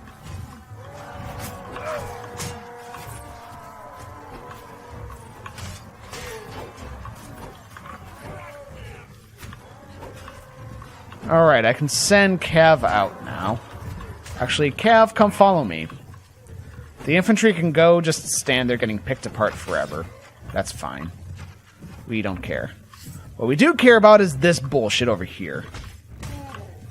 Wow, I am bad at shooting and hitting things at the same time. Mentally. Your shields, my friends, are pointed in the wrong direction. You should fix that. Goodbye. Yes, I see you seeing me. Goodbye. Alright. Alright, start getting away from this bullshit. Let's take out these two.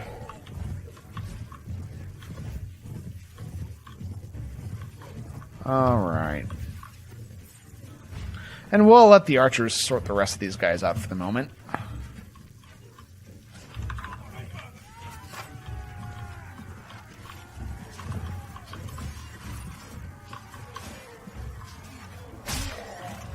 Goodbye. You know what? I'm actually going to run back. I'm going to get myself some more arrows.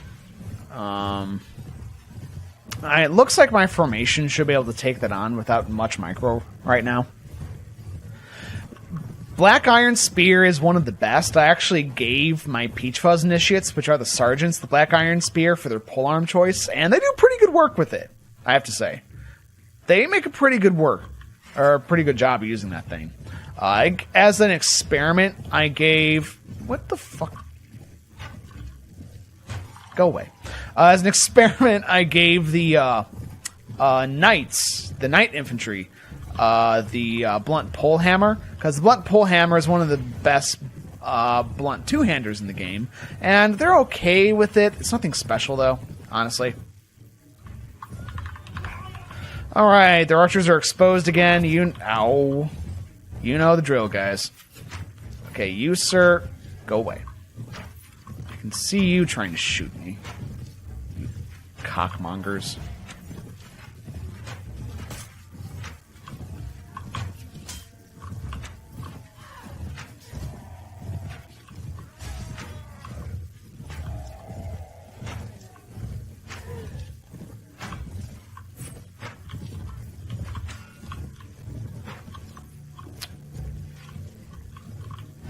Okay, there is a giant wave of infantry coming. We want to take out as many of these crossbowmen as we can before that infantry hits, so they are not picking as many of them off, many of us off as they could be. Okay, we're going to continue backing up. Go away. Oh, thank you. Thank you, Mr. Sappersan. He's insanely good. Yeah. Agreed. It is pretty insanely good. Alright. I probably don't have much cav on the field left, but that's fine. I don't think they have much left for me to use the cav on reliably. You're going to get chewed up. Sorry about that.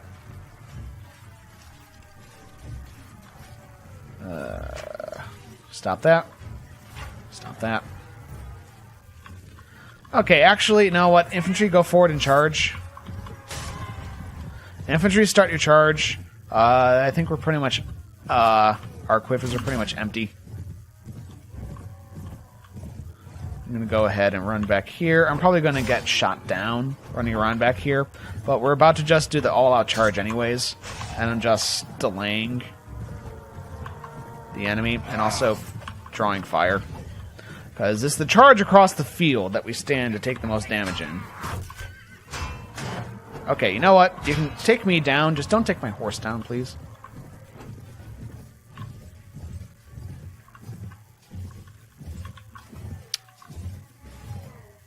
Goody. Go, palled fellows of Pendor. Fuck them up.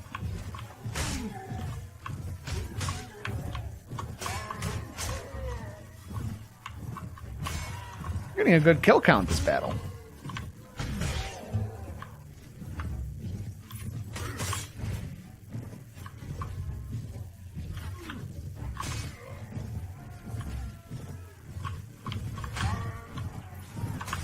You don't need that horse.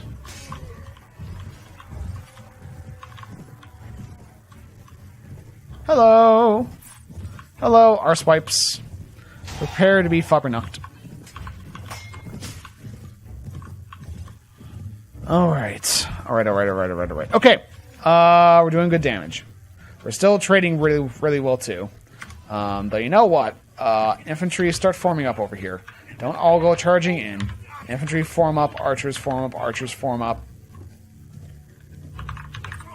People combine back together. Form Voltron.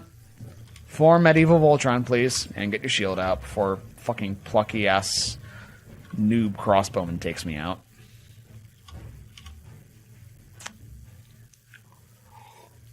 Because that's a fairly meaty chunk of dudes right there. And I want to get ready for it. Yeah, our archers are mostly out of steam here.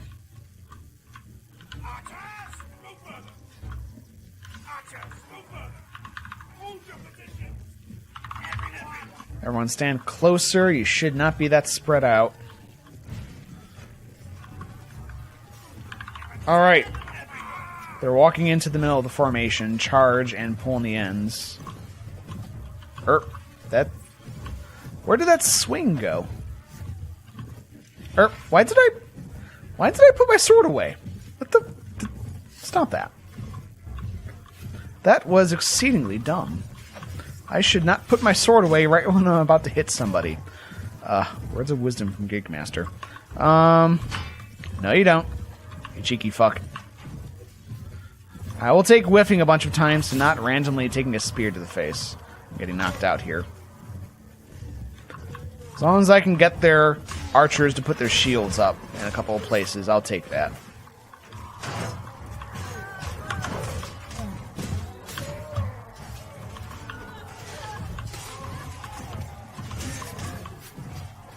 Okay. Alright, get back onto the charge. Sweep them up. Sweep them up, sweep them up, sweep them up. And it's just one dude. Hi, dude. I will do you the personal honor of getting flopperknocked by me. There you go. Goodbye.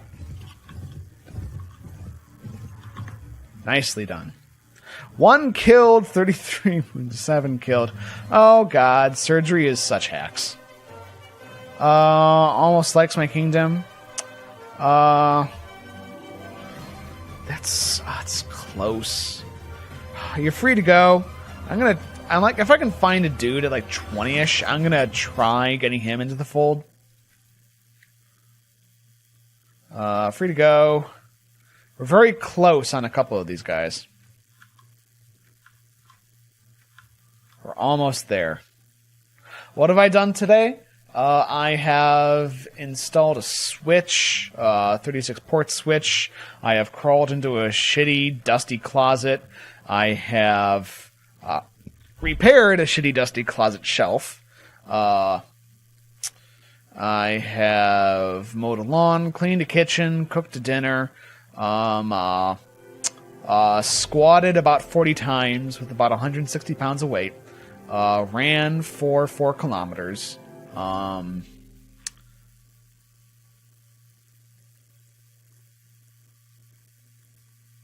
Oh, and I cleaned a gutter.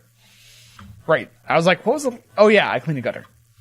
So, grr, and stuff. Alright. No, I capture you. There we go. Good. Join me! It's nothing but fun and games here, totally, I swear. Alrighty. Join me.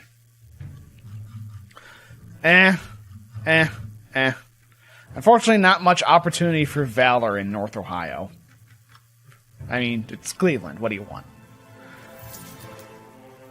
want? Alright, so Lord Gallos and Curious Ducks are over here. Justice Ducks is back here, but there's no way I'm catching up to him. And then there's a bunch of turkeys holed up in here. I could try to take Walden Castle. But I would much rather try to take these two out and then try to take Walden Castle. Also, I have a lot of wounded right now. And my food situation is not splendiferous. So we're going to turn around. And we're going to chase these two dudes down.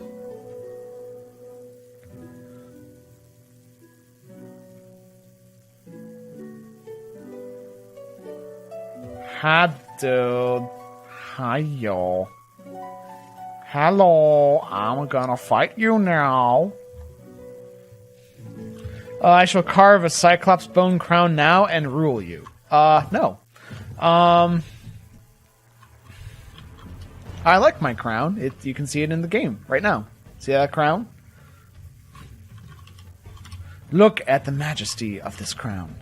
Behold its simple splendor.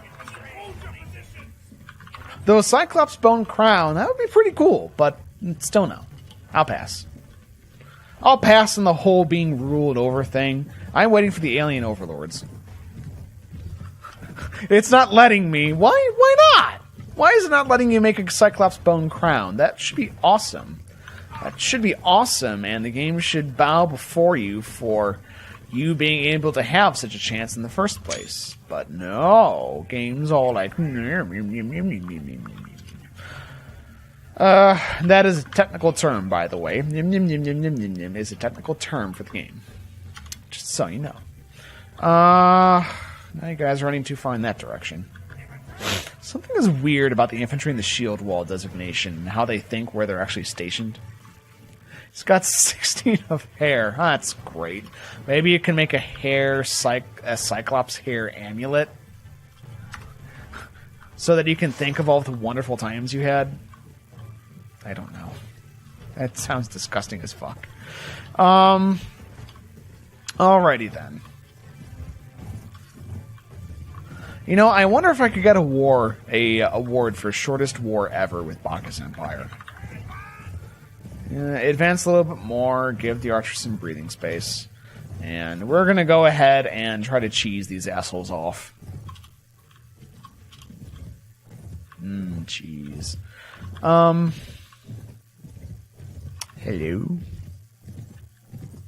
Hello? Where are you? Where are you? Oh, there you are. There you are. You're going to try to shoot me? You're gonna try to shoot me? Where do you think you're going? Oh, hello. Where do you guys think you're going?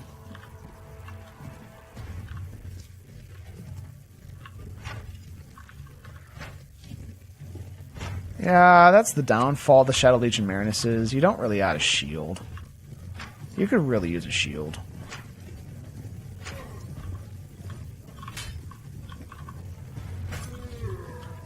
Hey guys, I'm bringing some friends. I got some friends with me. Some friendly friends. Ow. Damn, I feel bad about killing all these Shadow Legion dudes. Shadow Legion is awesome. But alas.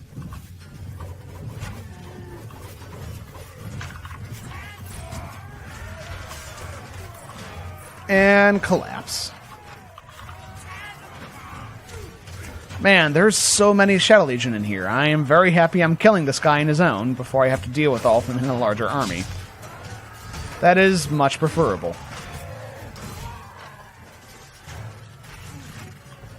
Yeah, no. Just no to all those Shadow Legion dudes. This guy could have actually been incredibly dangerous. It's a good thing he's going away now.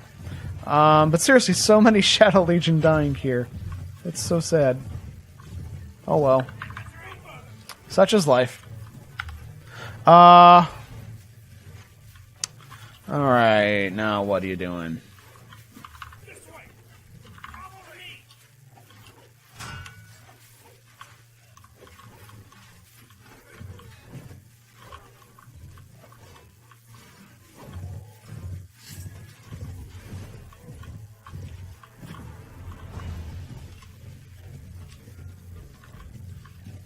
Alright, and we're going to do one of these.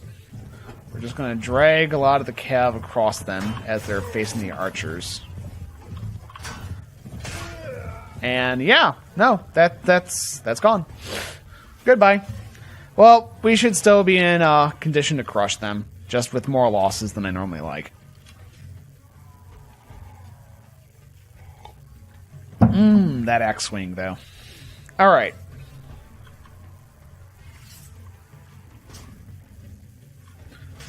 Let's see how this plucky dude does. I have a wolf head axe, and I am not afraid to use it. Maybe I should give that to the, maybe I should give that one to the, Chrome Dome Centurions, because they don't really seem to use... Actually, let's follow some of the Chrome Domes. I want to see how they're using their weapons, not they have the pole hammer equipped. Because I honestly might want to change up their halberd preferences. What more could you axe of him? Oh, Christ. Greater fool. Happy to see you around here, dude. How's it doing? How you doing? In this dark day and age. Looks like a little, like, petri dish. Where are some Chrome Domers? Where are the Chrome Domers? You are not a Chrome Dome Centurion. Those were companions before they got eaten alive. Here's some. Okay, let's see how they use their weapons. What are you guys going to draw? What are you going to use? Okay, you got your pole hammers. And then you're going to swap out from them. So that is one thing. I'm not sure if I want to actually... Okay, they went back to their shield. Good. So that is one thing that I worry with these guys, is that they'll keep their pole hammer or two-hander out for too long, and then enemy archers will punish them for it. Very, very busy. I understand that feeling. What you busy with? Work? Personal stuff? House renovations? Lots and lots and lots of unbridled orgasmic sex. Well, hopefully orgasmic. I mean, the alternative doesn't really seem very pleasant. Not really. Like, that would be sort of like the diet soda of sex. No, without orgasms. I don't know where we went. My day was actually kind of hectic myself, and I constantly felt like I was running out of time. I hate days like that, where you get all these little problems and delays with what were simple tasks that you got to resolve, and then because of that, you're always just feeling like you're short of time. Wow. One immortal against the world. Let's see how this goes. Oh. You have a very deep voice, sir. I'm not sure that's going to save you, though. Does he actually... Ah, there we go. Okay. So they seem to swap away from their two-handers relatively quickly. As I said, I was a little bit worried about that. Awesome. Sorry, Shadow Legion Centurion dudes. I gotta capture you because I like money.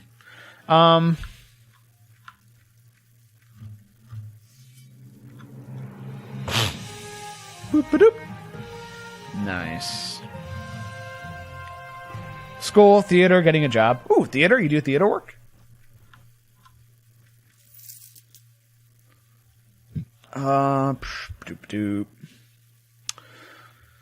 Alright, Livis, Dux, and Lord Cassian. You guys are over there. But, honestly, there's nowhere for you to go.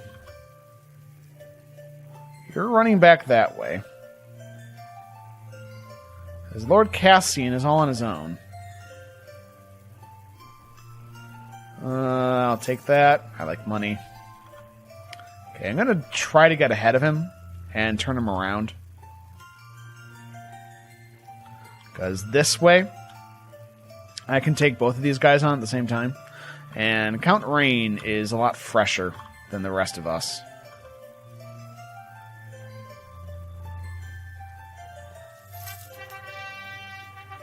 Oh, they split up. They split up again. Okay, there we go. This will work. Hey, Olivius, did I just take your home? Aspirin actor? Oh, aspiring actor? Oh, aspiring. I thought that said aspirin actor. Like you're like an actor for like aspirin commercials or something. I was like... By the way, I'm going to take this stream to about 9 o'clock because we were like an hour plus late getting started, which I do apologize for again. I ran out of time again. It's like aspiring. It's like aspiring, but it's a headache. I can understand that feeling.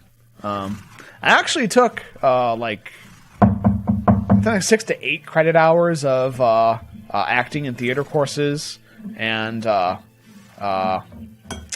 character acting in college. Was probably never all that amazing at it, but I know enough to go ahead and do a mean feat of GMing and DMing a wide variety of NPCs and keeping them all straight in my head. Though we did have somebody who came on, I think at one point, and was like, "Hey, Gig, you should try to do some voice acting." I'm like, "You're nuts." Yeah.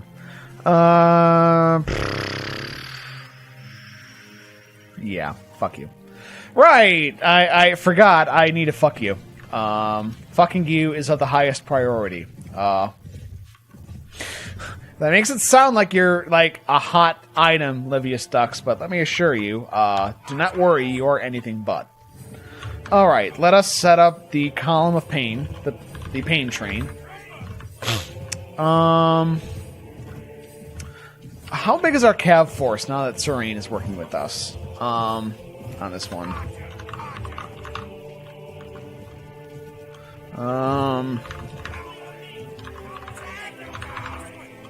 Get rid of your formation. Okay, we got a decent number of cav. Got a decent number.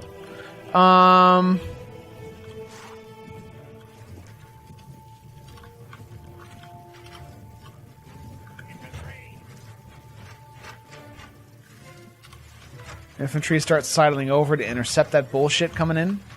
That bullshit weather, and I need to get out of here. And I'm going to actually start heading in that direction. Because I want to head off their cav. So I don't want to deal with that bullshit. I'll tell you what. Yeah, you just back the fuck away, yeah. You do that.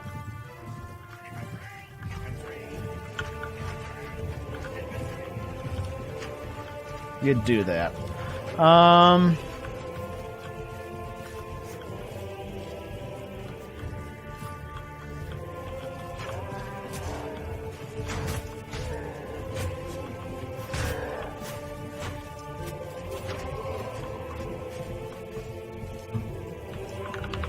Hey, Cav and companions, where are you? Oh, there you are. Cool. It's like, where did my friends go? They all just disappeared. Okay, go into charge mode so we can get more coverage on weapons here. Alright, and then group up again. Group up again. Take it to the field. Actually, charge, infantry charge. Pincer them. Actually, okay, we already moved a little bit out of position. But oh well, okay, just go in. Go in, and I can't see Dick. I cannot see Dick. Even the dicks, I cannot see them. Oh god, it's a tree! It is an invisible stealth tree. Oh god. I can't see Dick. Oh, that was oh, I'm sorry, Atansh. I didn't see the thing above her head in time.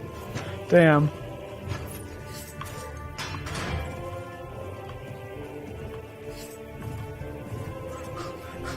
Where did the exit go? Oh god, that's not a good line to hear.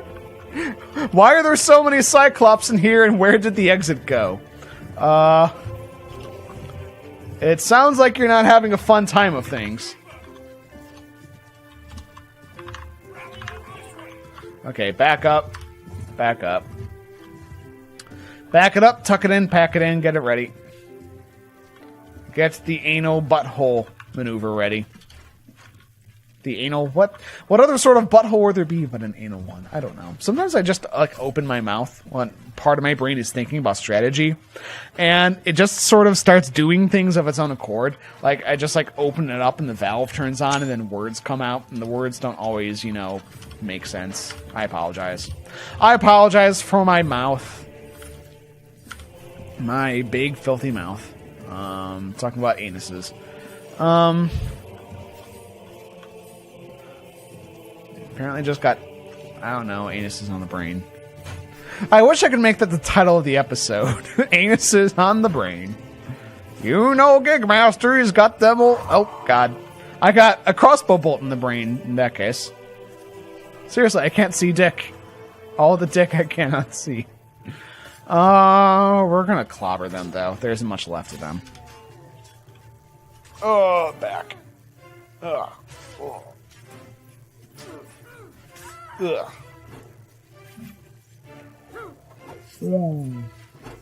Ah, yum coffee. How you doing there, Kavach? Have you managed to get out? Or is that are the Cyclops still looking for your anus? I'm just actually picturing it now.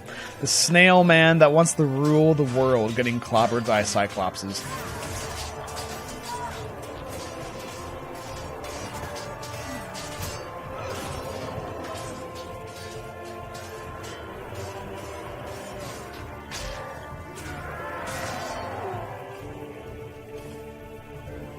But you've killed 3? Wow, nice.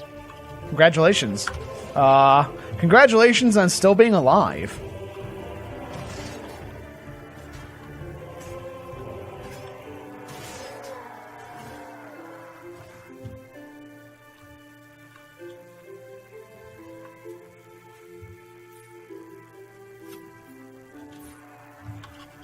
Yeah, that's it. Goodbye.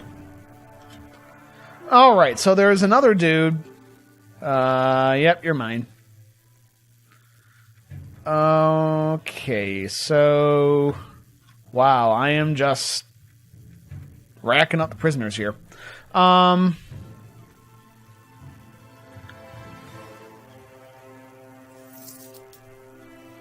seem to be the distraction. All I can do is open arteries and tear fat. My party does more damage. That's fair, especially when you're starting out like that. Alright, so he's gone. And then Lord Cassian is up next. Hi, dude. I am just wiping the field with you guys.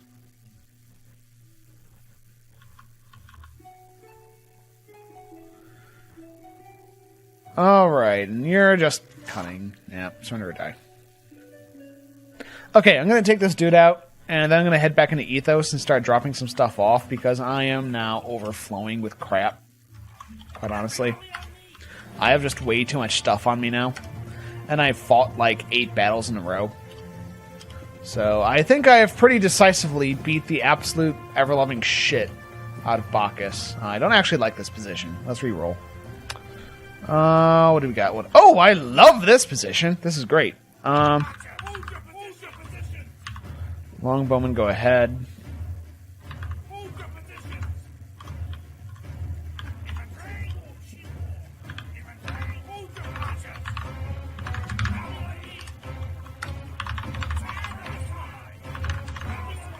Okay.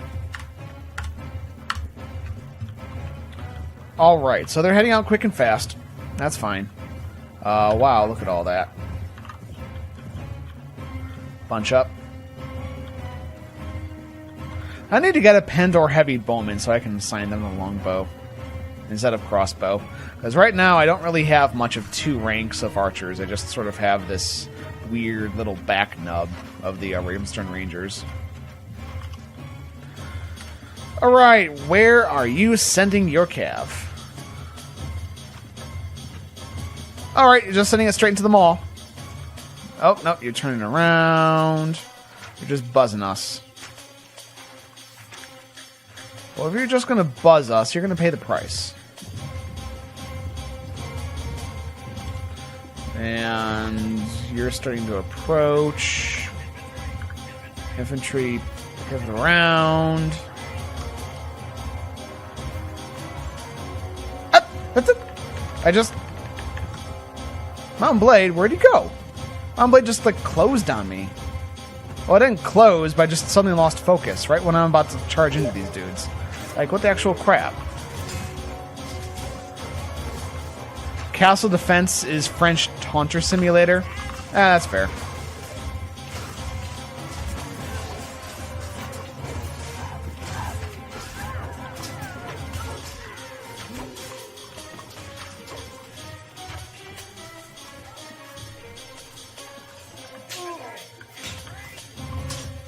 Damn it, let me command my people. But the rest of the tree are shit. Thankfully, I'm not running Pendor troops, but Sir Rain does. For better or for worse. I suppose he is a loyalist to the end, even if the loyalist troops are kind of dick and crap and forgettable. Alrighty. Alright, guys, just go ahead and follow me out of here. We've negated their cavalry, and we've lost some of ours, to be fair. But let's head back. Let's regroup up. To be fair, a lot of my cav got dismounted anyways. Big thing is, though, now we can start picking them through. And their infantry are just trying to back up. Oh, now they're walking forward.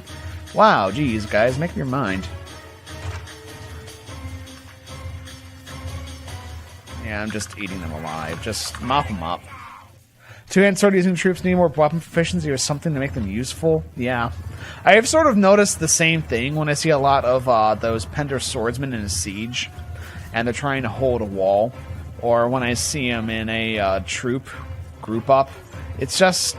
They're like the fodder that's more expensive than fodder troop, which is a useless niche. It isn't even a niche, it's more like a garbage dumpster.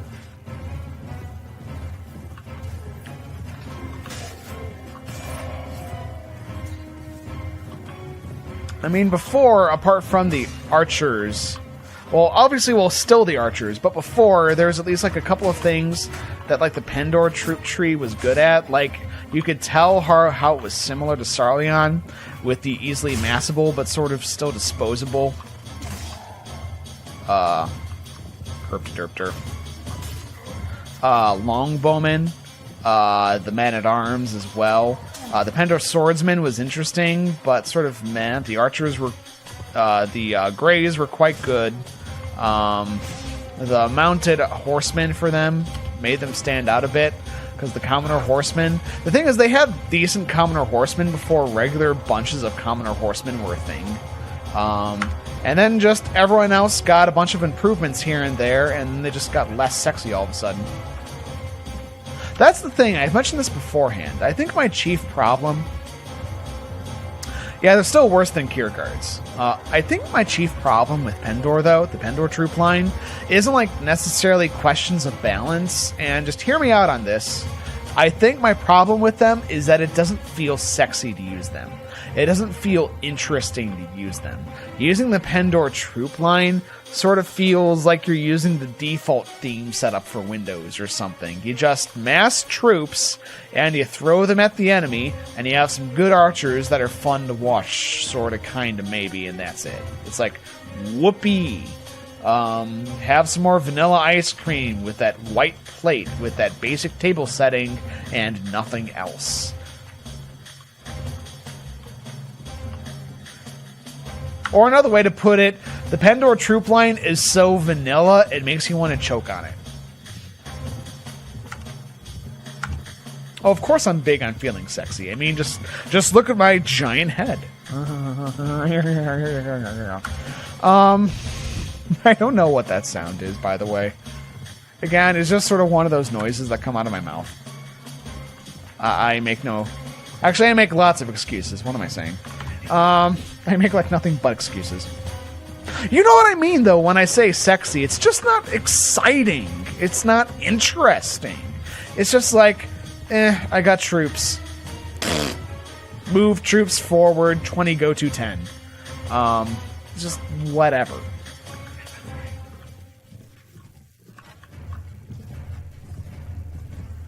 You can say 100% that the Pendor reinforcement templates for AI lords are underpowered. That's interesting. They don't even spawn bladesmen. They're very archer heavy. Yedrello. If you've ever played Priest Snow, there is a faction called Telrania, which is sort of a mixture between Pendor and Sarleon troops, but they're a bit sexier because they have troops with a bit of feeling. When I say a bit of feeling, like, try to encapsulate what you mean by a bit of feeling. Like, in their design, in their proficiencies, in their mix-up of weapons, in their tactics and battle. I'm sort of curious as to, like, getting to the nugget of what that feeling is, in your own opinion. Just sort of try to hone in specifically in, like, detail on what it is that the Pendor troop line is missing. So I think there's a difference between an underpowered... Whoops. I'm talking too much and not paying attention. I think there's a difference between an underpowered troop line and a troop line that doesn't really feel sexy. Like, okay, like seriously, take the Chrome Dome Centurions here. The Chrome Dome Centurions, they don't have great weapon proficiencies yet. I mean, like, they got 300 or something for their one hand, which is serviceable. And they have good strength, they have good power strike. They're a good infantry unit. They're a little bit comparable to Immortals right now, but they look cool. They look like there's a cohesive theme about them, I guess. There's a feeling they're going for. But the only thing you can really say that the Pendor troop line goes for is it's serviceable. Tolarian hackers are the sexiest troops I've ever seen in any mod. Huh. The medium armor. Compromise enemy computer systems. If only.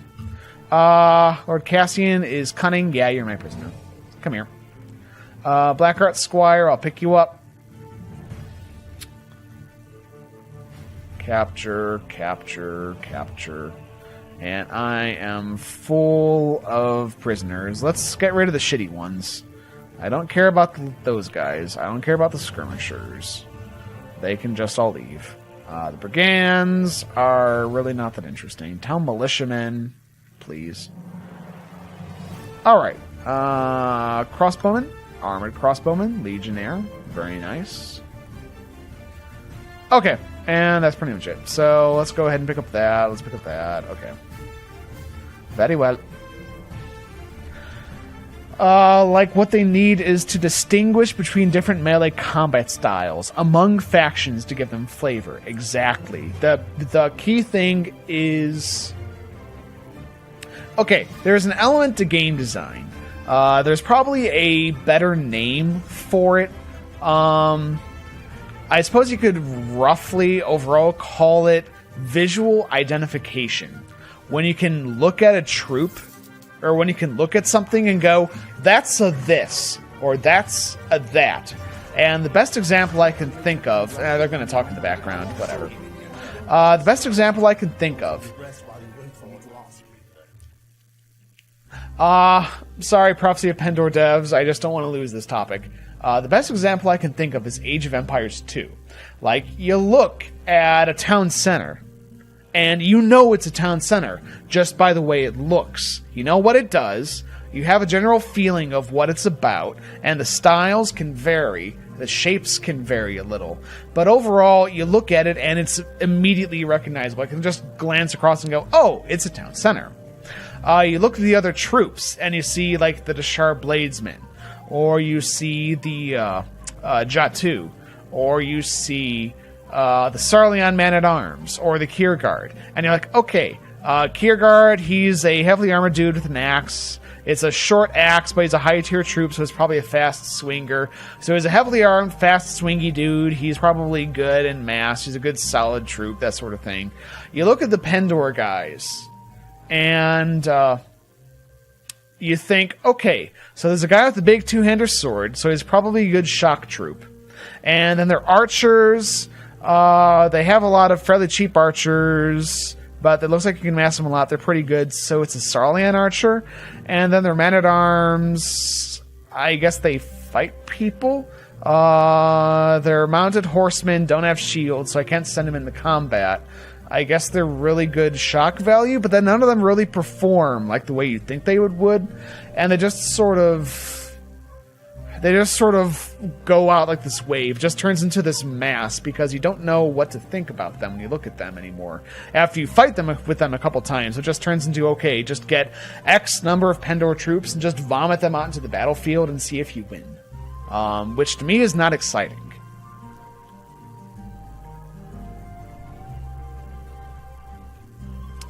You know what's sexy? The Florist Mod Manhunter troops. The top tier guys ride freaking... Holy fuck! What? There's war elephants?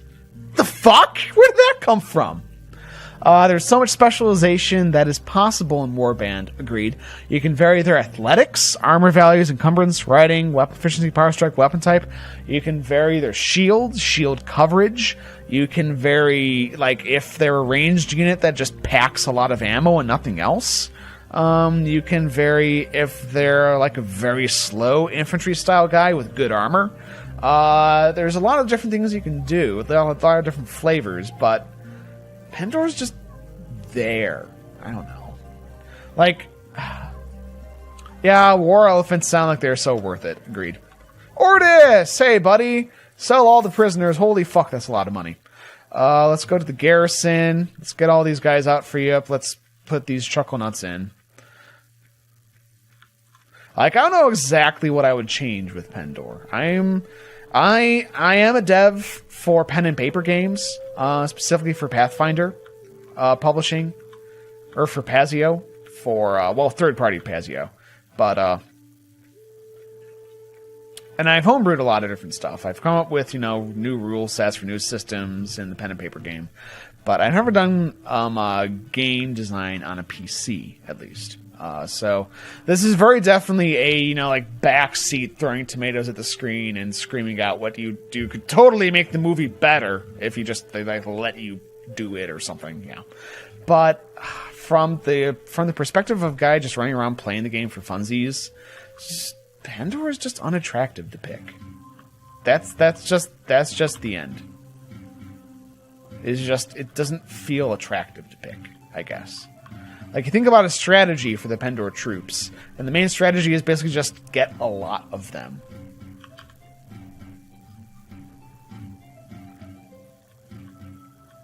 Are just generic infantry. Yeah, they're either generic infantry or infantry whose weapon setup and style seems to scream that they can do A, but when you have them go out to do A, they just got to go on their face. Part of the charm... The Florist War Elephants do look quite derpy. That's hilarious. Alright. So, let's head into here. A lot of our army is healed up now, thankfully. But we need some replacements. So, let's see here. We've actually beat up a lot of their army. I might switch over to Cav. Just so I can catch more lords out. Because there's not a lot of them. Actually, you know what? Here's what we're going to do. I'm going to go ahead and refill my army. With just something from here. Armored X-Men and Rangers. Sure, done. And then, I'm going to go ahead and actually... Oh! We have another thing. Go on. How much money do we have, actually? Okay, we're making... Oh, wait, we got to sell at the marketplace and get more food. Shit. I think Pendor archers should have high damage but low accuracy to make them feel like a volley troop. Yeah, that would be cool. High damage, low accuracy volley troops that just, shock an enemy line as it approaches. Like, a variety in archers is another thing. There's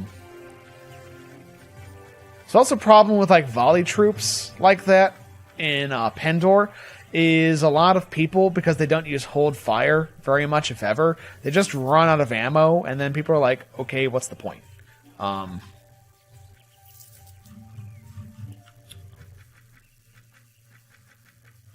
Like a volley troop maybe that only had a two-hander and then two quivers or something. Kind of like the ranger, but less accuracy. Less accuracy and higher damage.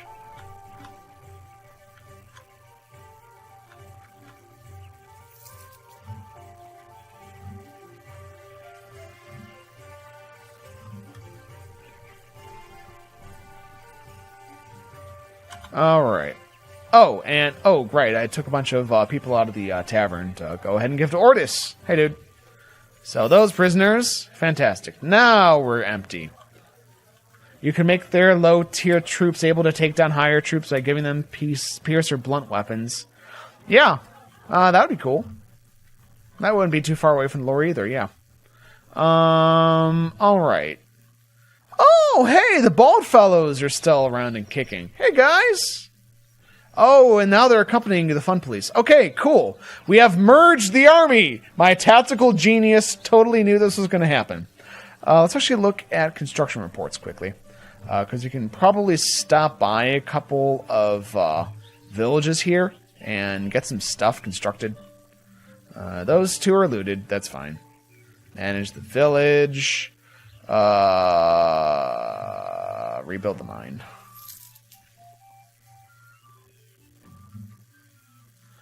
Yeah, crossbows have 100 accuracy, but extremely long reloads. That's interesting, but extremely long reloads. Huh. Location. Durgisen has no construction. Let's run over this way. Cool, we actually have a powerful army right now. We're pretty badass. You know what we could do, actually? We might be able to actually win the Grandmaster quest right now with an army of this size. Monastery. Hello. Oh, I think it's back at Jordan's. I couldn't find it earlier today. Yeah, no. Sorry about that. I feel very bad. Sorry.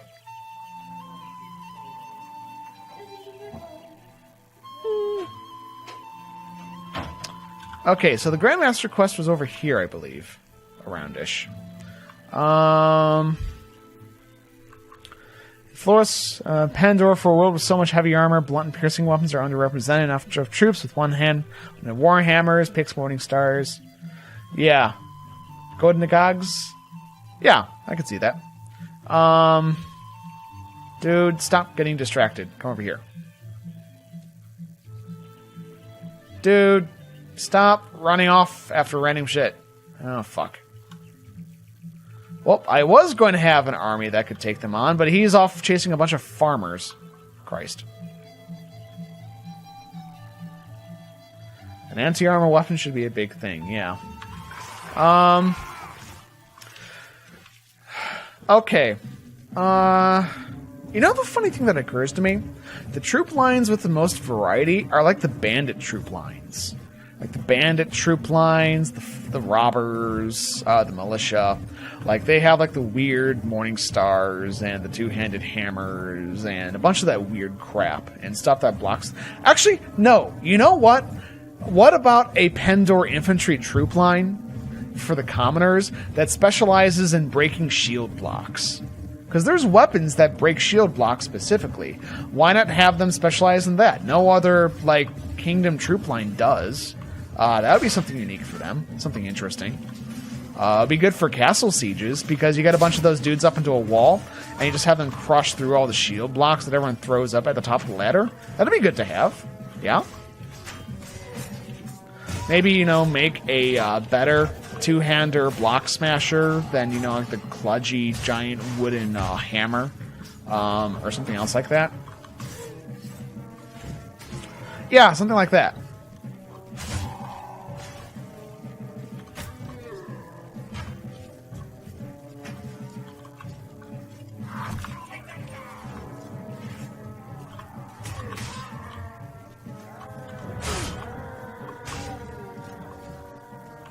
I will shoot you.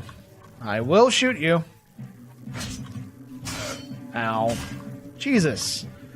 The Rune Bastard sword is so goddamn good. Oh, whoopsie. Oh, for fuck's sake. Go away. Go away. I'm trying to have an intelligent conversation for once. God damn you. How dare you interrupt my brain?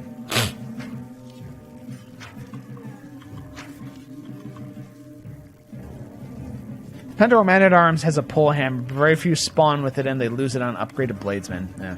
To be fair, I only get Pendor Man-at-Arms to spam sergeants. Yeah. I know, dude. I know. Oh, Sir Alistair and Adonja leveled up. I should go deal with that.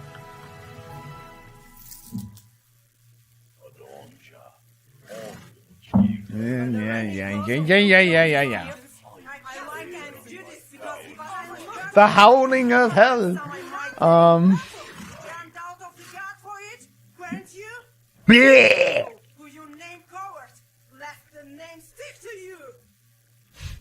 Bleh. I'm sorry. A power throw for Alistair. Cool. Adonja.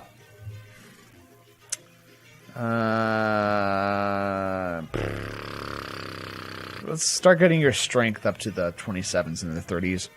Or no, reset. Right, you have a bow. Use a bow. I'm sorry.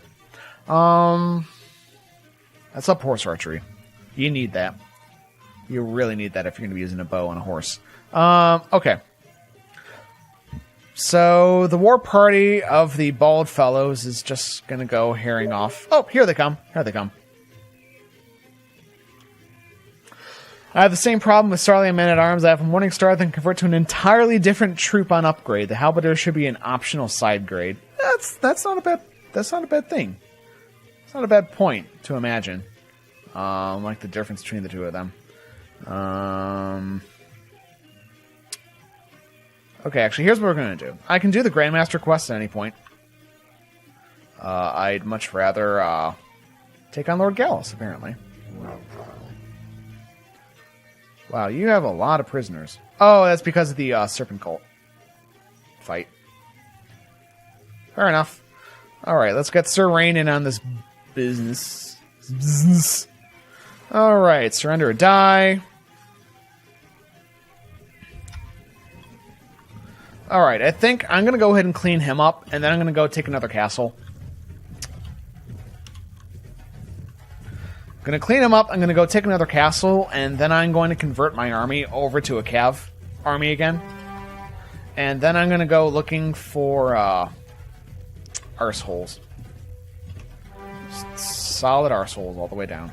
I'm going to start looking for lords to snipe.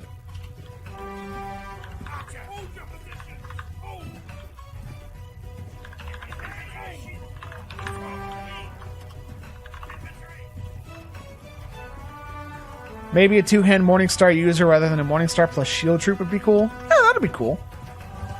So yeah, there's a lot of little niches. And to be fair, one nice thing is that there is always the custom knighthood order that allows you to fill those niches as you please.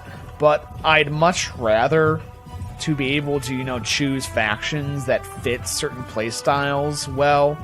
And there are, don't get me wrong, there are factions that allow you to do that.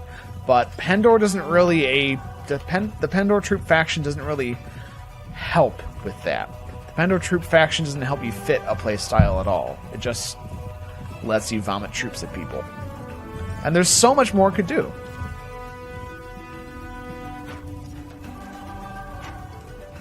And again, I will also reiterate that I am not totally shitting on the mod or anything. I really like Prophecy of Pendor. I think it's an awesome amount of fun. I like the world building it does.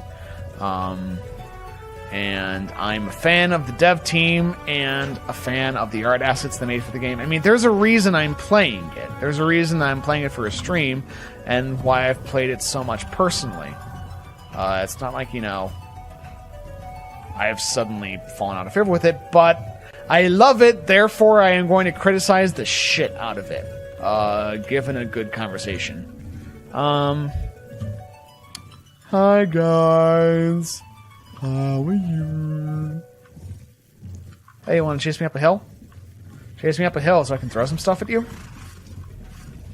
Yeah. And then I'm going to fall farther back. And I'm going to fill you full of arrows, because that's just how I express my love.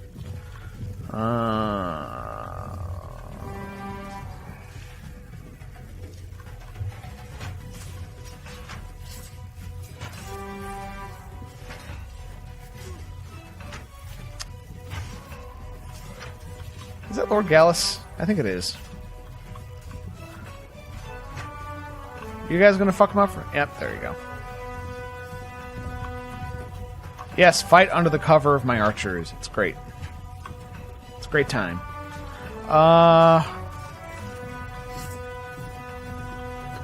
Well, we can clean these.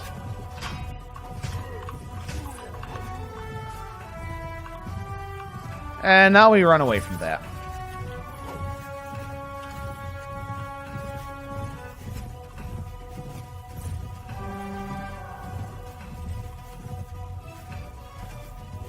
Okay.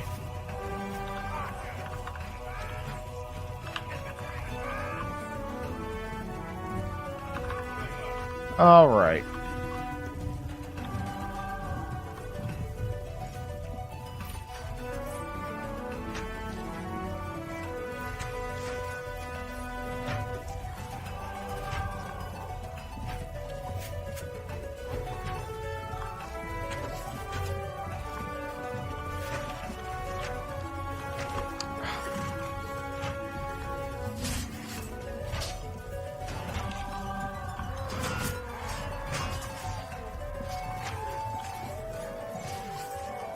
Okay, just everyone start to charge.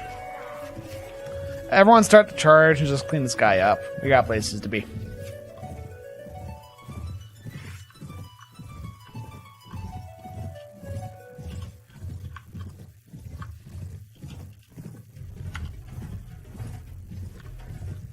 As this guy is going to go down like a sack of potatoes in a second.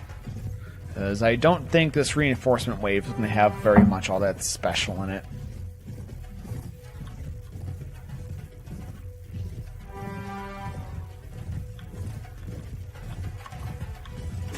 Yeah, it's just mostly trash. Nice stop with the pull-out.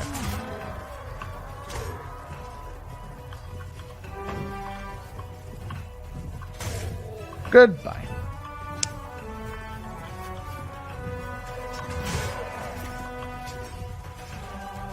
Oh, you can't have that. Wow, whiff. Hey, dude, angle your sword down, please.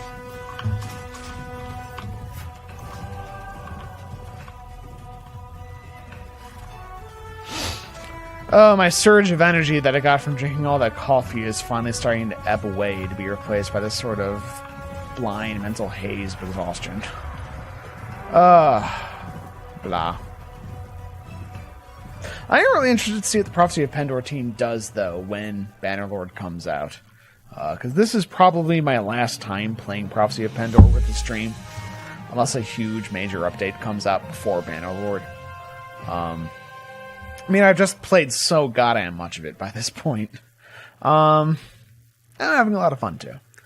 But, especially because also they've picked up a couple of people recently, I think, before the 3.8 release. Drink more coffee, then. Dude, I don't want to be up for forever. I really don't want to be up for forever. You cheeky bastard. Alright. Got him. Let's drop him off. Also, let's head out. Let's pick up goods, because we need to feed our burgeoning army. Chuck all of this in. Well, we are getting some good loot from you guys. Thank you. Thank you so much. Alright. Let's also swing by Oh, Remusk! Hey, dude. You want to join me? Come on. All the cool kids are doing it. Come on. No, don't run to Mars Castle. Mars Castle's boring. Come on. No. No. Come on. No. Oh. Oh, you didn't. Why did you? Okay. Fair enough. You can run faster than I can. Well then, if you'll not come to me, I'll just go to one of your other castles in this way. I could take Maris Castle, but I'd rather get the castles over here so I can unify my kingdom. Right, I was going to stop by Druidsteni. I might as well just stop by Fedner instead. Sure, I'll take your money. Florist devs have already announced their intent to do a mod for Bannerlord. I feel like the Pendor devs have done the same. I'm fairly certain anyways. Alright. Hire a sheriff. Yes. Buy supplies. Goody. Okay, I should be able to feed myself for quite a while. And let's head to Walven Castle and Shieldstorm Keep and just snap both of those up. Oh, hold on. What's this? Remisk is back, and he has a friend. And now that he's bigger and juicier, I might be able to actually take care of him. Hey, dude. Surrender or die. Sorry, dude. I'm not going to let you just raid my village right in front of me. Just go away. Alright. And you know what we are going to do? I'm just going to plant my army right in front of his face. I'm going to plant my army in front of his face, and then I'm going to go kill him. It sounds like a plan. It sounds like a plan, Stan. That's... Okay, let's actually think about this, though. I'm starting to get goofy as we get into 9 o'clock here.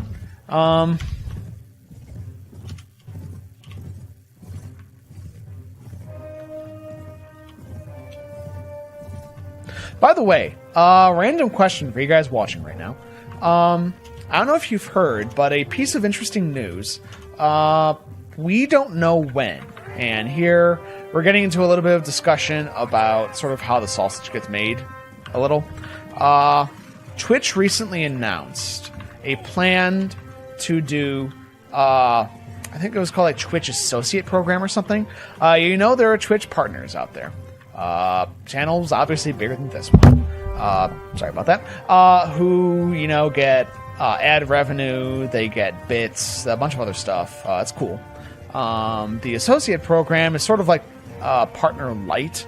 It's mainly aimed at channels of like 50 followers and up who have regular broadcasts still.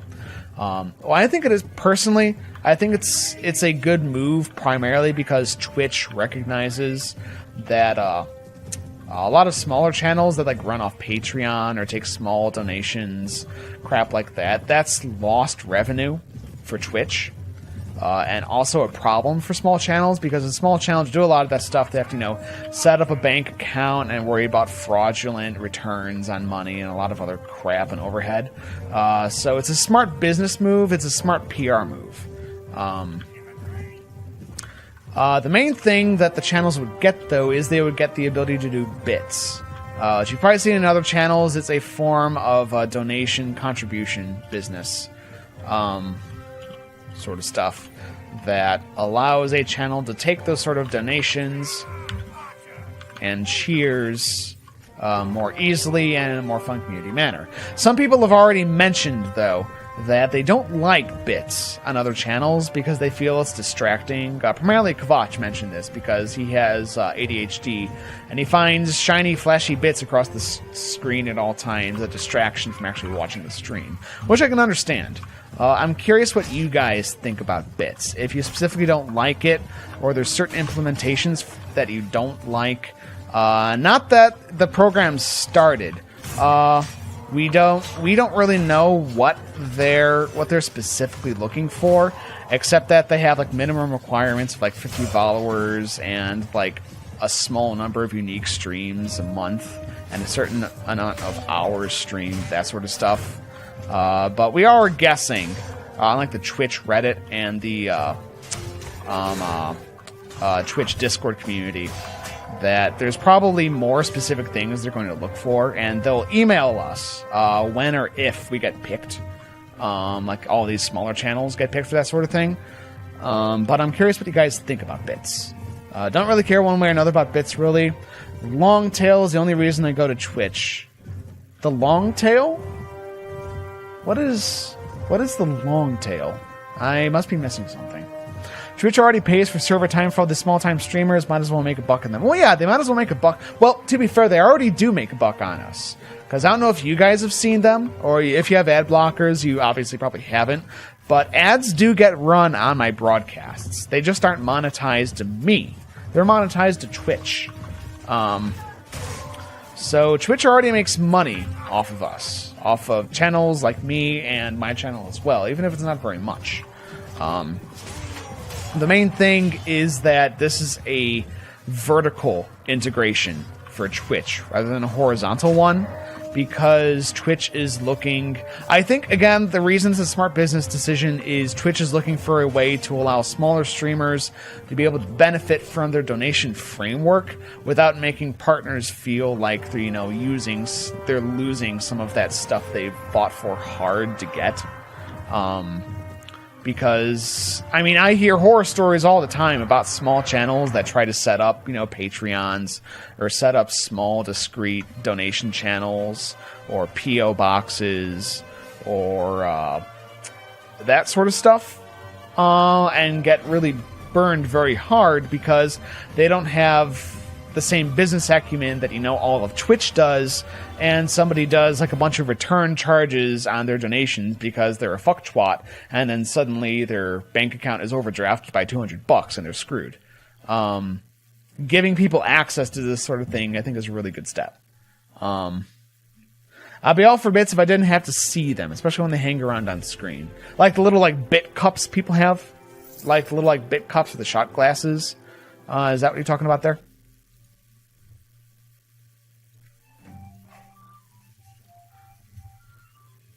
Oh, long tail, large number of streamers with small numbers of viewers. Gotcha. That is something you hear very often, is people who specifically prefer smaller channels. Probably, people have talked about this probably because, people with smaller channels, obviously they have more opportunities for community interaction. Because otherwise, to do real community interaction, you sort of have to, sit there and just talk at people all day and never get a chance to play the damn game. If Twitch only focused on larger channels, it would basically only show League of Legends, Dota 2, CSGO, and Overwatchers. Well, I know what you're getting at. There are large channels that do a lot of other stuff, though. Like, take Escape AoE, for example. Escape AoE, or Age of Empires, is a gaming commentating channel of professional gamers and commentators who do a lot of stuff in Age of Empires 2, primarily. And that might seem, it might seem like a very niche thing, but they're a big channel. They get hundreds of viewers. They got lots of donations. It was really awesome. Actually, they just recently did a charity drive for a foundation called Roundabout that I've never heard of before, and I actually should look at it at some point. I think it's something to do with mental illness, maybe. But they just recently did a one-day charity drive on a stream with all the casters facing off against each other for like $2,000, and they earned the money in one day. It's like, wow. If you can do that, I call that a big channel. So there's a lot of, you could call them niche, but big channels that don't rely on big games. They do exist. Yeah, when the chat box starts to go berserk, when the chat box is more like sort of like insane racing derby ticker, at that point it becomes silly. Like, if you've ever tuned into a YouTube broadcast of like a big name YouTuber, like if you watch Markiplier's broadcasts he's been doing recently, or some of Jacksepticeye's broadcasts, or any of those people, chat just sort of goes like right past you, and there's no chance to read it. Now, the only chance you have to read it is if they turn on sponsor mode only, but then, it's sponsor mode only. Whoop-de-doo, I suppose. I wish Twitch improved the discoverability of channel streaming. Rarely stream games for people who want to watch them. That is a really good question, how they do that. Because I've mentioned this a few times. I don't think you were here yet, Vrello, but one sort of mental dichotomy that I'm still struggling with is how to promote your channel without being an ass. It's really hard to do, especially if you're self-conscious. If you're self-conscious and don't want to be an ass, if that actually matters to you, it's really hard. like my threads that I started on the Prophecy of Pendor forums and on Reddit and on the Dwarf Fortress forums. I stopped posting in those because now that I'm doing other games as well, I feel really bad advertising a channel that's not just for that community. I feel like it's a dick move. And a lot of other people who do small channels also feel like that sort of stuff is dick moves, but even though they have really good content, nobody goes to see it because it's impossible to get discovered. And there's a lot of really good small content creators out there. And people do shout-outs, but it's like there has to be some sort of system for it. Something I actually started doing recently. I think it's part of the reason why our viewer count is up a little bit after, the two great blackouts of this year already, is TwitchDB. Is really interesting. Look it up sometime. TwitchDB is basically a community program of Twitch streamers, especially smaller, like 10 to 50, mainly concurrent viewers, sort of a community of people who basically write bios and ads for their channel, and then TwitchDB goes over them, the admins approve them, and then they cater TwitchDB to people who are looking for specific kinds of channels. I guess it's like a keyword system. I haven't really tried to dive into the mechanics too much, but there are sites like that out there, but none of them are really standardized with Twitch's setup, and until, that sort of thing is more of a thing. I mean, YouTube has recommendations down fucking pat. YouTube's amazing at that. Twitch is not, and we all know it. Which is why things like TwitchDB exist. But until it's a regular part of Twitch's core message and setup, that's gonna continue to be difficult for forever. I mean, a lot of Twitch streamers that are starting out get told, go to YouTube and post VODs on there, because if you don't, it's going to be impossible for people to find you, because you need to use YouTube suggestion and search heuristics in order to get seen, at which point you can go ahead and convert interested audience people who might want more of that content over to your Twitch streams. So in other words, it's basically saying go around Twitch to go ahead and actually get noticed and use YouTube, and then actually just go and do stuff on Twitch. So it's like, how do you win? Anyone here ever play Sacrifice and trying to get someone to stream it? I have never heard of Sacrifice before. Disco Waffles. Pitch me like a one-sentence description of Sacrifice, and I'll see if it interests me, and then I might check it out. There was a kind of etiquette on Reddit for a while where you could post a thread for your stream, then take the thread down when you end your stream so your thread doesn't link people to your offline stream. The Mountain Blade subreddit does not allow that. I actually talked to the Mountain Blade subreddit admins, and I basically did a plea thing to ask if I could go ahead and advertise on there. And the reply was, while we like the videos and we think you're doing an okay job, sort of. I mean, they didn't really talk about that too much, but they didn't say, well, you're shit. That wasn't their not excuse, I'm sorry. That wasn't their reason. Their reason was basically, a lot of your activity on Reddit and the Mountain Blade forum seems to be promoting your channel. Which it was. Because how else could I promote the channel?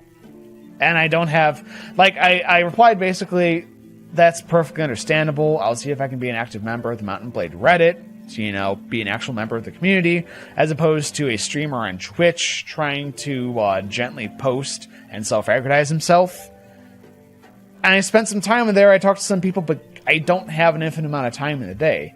Especially just spent on Reddit for forever, especially when I'm trying to set up streams. A long time, not quite a full-time job, but that, plus a lot of housework, plus cleaning, plus cooking, plus working on YouTube, plus a lot of other stuff. There's just not enough time to be an active community member and then post stuff about the channel. You might as well, in that amount of time, work on making your stream and your own channel better and hoping that quality attracts more permanent viewers. There is an art to shilling yourself, though. There really is. Oh my god, is there ever. And I'm still trying to figure that out. Because I always want to err on the side of caution there. Because once you make yourself into an asshole, whether on purpose or otherwise, it never really goes away. I don't want to be known for that either. I want to be known as a welcoming, fun place to go for people who want to watch more niche-y little games and have intelligent conversation and commentary. I just realized I've been playing the game for like the past 10 minutes. I'm sorry. This is near and dear to my own heart. Sacrifice is like if StarCraft and Magic the Gathering had a love child game and got Tim Curry to voice act for it. Huh. Also, you can hurl cows artillery style at enemy creatures and rip out their souls. That sounds pretty dank. I'll check it out. Sacrifice. Where's a pen? My kingdom for a pen. There we go. Sacrifice. Let me write this down. Ooh, and bump my mic stand 13 times. Sacrifice. I think YouTube is necessary because it's unlikely someone can watch every single stream you do as well. Yeah, YouTube is actually, if you look down the blackboard, sort of tongue-in-cheek, I say, our YouTube channel is where our Twitch VODs go to die. I feel like such a tongue-in-cheek, lamp-shading asshole to put it that way, but it's kind of the case. And it's mainly because people trying to find videos on Twitch, it's a nightmare. Don't bother. Finding videos on YouTube, Google knows the shape and contours of your soul, for Christ's sake. They're going to know what videos might interest you. I've seen streamers for other games. They get on the same team as a big name streamer, and then often the bigger streamer will give them a shout out. Can't really do that with Pendor, though. If you're trying to improve your Twitch popularity, you need to gain a 300 viewer core in a game that people are impressed with your ability in before moving back to playing other games. If you play different games sooner, you will lose your following. I watch a lot of streams and notice a lot of people are only watched for game unless they get that is one thing I noticed as well. The moment I switched from only doing Dwarf Fortress and Mountain Blade to doing a lot of other stuff, it dropped from 15 to 20 to 5 to 10 as a more regular thing. And I mean, here's the thing. It is, again, it goes back to the weird dichotomy. You want to go ahead and grow your channel and make you feel like you're doing a good job, because quality and doing a good job is important to people like us. We want to feel like we're making a meaningful and positive impact on the people watching us. We want to make genuine connections with the viewers. That's why we're here. But you also want to have fun and enjoy what you're doing at the same time. PewDiePie, of all people, fucking PewDiePie, who's gotten really deep all of a sudden for some reason. I actually talked about this of fake happiness in playing, where you'll play anything that you think will get viewers, and then you just sort of suck it up if you don't like it. I don't want to do that. A lot of people don't want to do that and just play one game forever. I'm very sorry, Kvotch, but I'm not going to play just Dwarf Fortress. I apologize, but it's the truth. We want to play different games that we like. Yeah, if you play different games sooner, yeah, exactly. I suppose really the only way you can do it is it's actually a term on the Twitch Reddit and on the Twitch Discord about this of core or real viewer following and hollow viewer following is the word a lot of people use. Hollow being used for viewers who watch you for the game and not for your channel, versus viewers who watch you for the fact that they enjoy your style or the channel or the people who join with you, versus the game you're playing. Or another expression people use the hollow for is when people do raids or shoutouts, and you'll get an artificial inflation in your viewer count, and then it will taper off very quickly if you change what you're doing. I am all about aiming for the first rather than the second. If it's a small number of viewers, but I still know them all personally, and I get to talk to all of them, and we get cool conversations, fuck it, done. Cut it, done, I'm fine. That's cool. That's enough for me. I know about other people on Twitch, but I honestly find the idea of paying way too much attention to, the viewer count, the views, the follows, the numbers game to be honestly kind of depressing. I'd rather feel like if there's like, I'd rather than 100 people watching me, I'd rather that one person has a happier day by spending it with us. Which is, again, why the catchphrase at the end is, like, if you're having a bad day, I believe you need to make it a better one, and having a good day, share it around. Because that's what I want to do, is share around a good, fun day. And I don't think a large number of viewers adequately reflects how you do there. I'm going to start playing the damn game again. I'm really sorry, guys. I'm going to take Wolven Castle. I'm going to beat the snot out of some pixels on a screen. And then it's 9:02. We're going to go ahead and end the stream. So I'll finally shut up and just go beat up something. I am very sorry. Problem is, some people follow like 100 plus people, but there's no way they're going to be able to watch all of them. I mean, who has that much time or attention in a day? It's crazy. The difference between streaming as a hobby and trying to make a career out of it. Well, here, let me read the rest of this. A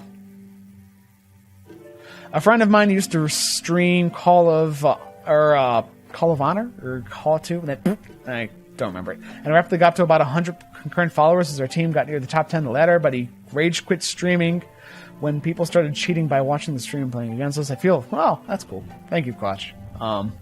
You described every MOBA streamer ever. They're not happy people. They really aren't. Some of them, there are always exceptions to the rule, and truth resists simplicity.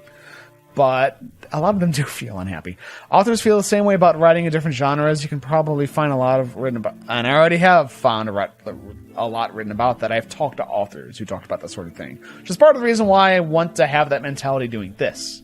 And I've also written stuff before myself, and that's the mentality I had. There's a lot of flavor of the month streamers that play like Player Unknown Battlegrounds now, or like For Honor a month ago. Yeah, For Honor was definitely a flavor of the month, and then it just like fell off a fucking cliff.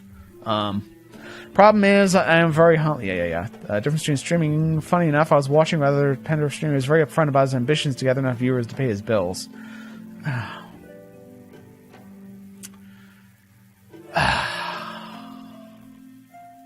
It's always a difficult thing to think about.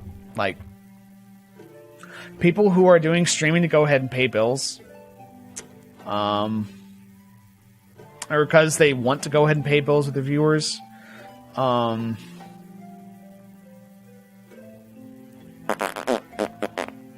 Maybe that'll be a topic for another stream, because I could talk a lot about that. Just that one sentence right there, Pocheesy. I could talk about that a lot. But I won't hear it because I can't stream forever tonight. All I'll say is, for my opinion on the matter, if I ever had enough viewers to go ahead and help pay bills, that would be awesome. If I had viewers offered to build suits of leather armor for me, which they did, I don't know, that's also awesome. If I create a channel that has viewers that have a good time watching and feel like they're welcomed and have a good day spending some time with us, that's also really awesome. But think about it in terms of first goals. If your first goal on Twitch is to get paid playing games, sooner or later you're going to out yourself that your point to be there is not to make a connection with people. It is to get paid to play games and to get popularity. And eventually you're going to out yourself, and eventually you're going to nosedive off a cliff, and you're going to have to figure out what the fuck you're doing there. Like that is a mental there's a term for this. That's a cognitive dissonance that will not stand for years and years and years. Eventually something is going to break there. Yeah, go get Challenger tier in League of Legends. People will flock to your stream. Yeah, no. And here's the thing, I could actually do that. I actually got up to gold in League of Legends. If I just ground out League of Legends for forever, I could probably get to that level, but I don't know. It doesn't excite me. It doesn't excite me, and it doesn't excite me, and I don't really think that streaming Challenger in League of Legends is going to really change somebody's day for the better. It might provide entertainment. Perhaps. And did someone really enter the castle while I was here? That's kind of depressing. Yeah, then it would be a job. And the thing is, things get a lot sexier when you feel like you're watching something by somebody as part of their job. I mean...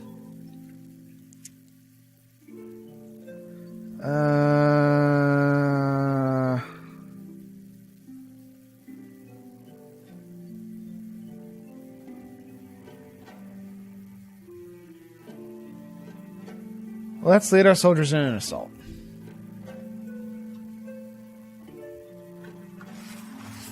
Oh yeah, no, between 0 and 5 viewers. Oh yeah. And there is an art to talking on a channel when you have like nobody in chat with you, because silence in chat is very scary to people who are just channel surfing on Twitch. So you got to keep up a commentary, but you got to keep up a commentary with yourself. There's actually a couple on the Twitch Reddit who was talking about starting to do some streaming on console. And I mentioned to them, probably your strongest asset right out of the gate is the fact that you're doing this as a couple, so you'll always have somebody there with you to provide commentary and to provide like a running conversation about what's happening to draw people in. Because doing it by yourself when you're starting out for like 2 hours back to back in order to try to draw people to you to create a welcoming space, that's really the right word. It's exhausting mentally. Do it and play a game at the same time. Whereas talking with people, depending on what kind of person you are, gives you energy. But getting over that initial hump can really be just a pain in the dick. Till next year, though? Oh, that sucks. I know people appreciate my gameplay because most people aren't familiar with the game. Well, as I've said before, as long as you do what you enjoy, or actually no, I actually mentioned this a couple times on the Twitch Reddit. I called it the Field of Dreams rule. If you enjoy it, people will come. It might take a while, and it might not happen instantly, and it might be slow going, but as long as there's genuine enjoyment and fun being had, people will come. It's just not going to be instantaneous. There's no like magic bullet for getting those initial viewers. Unless, you actually use some sort of weird, shady service, in which case you can go fuck yourself.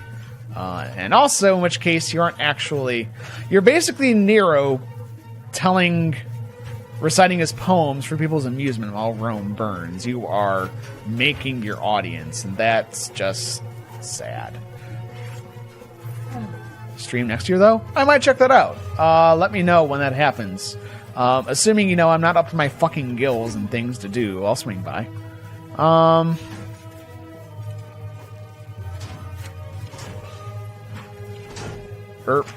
on, there we go.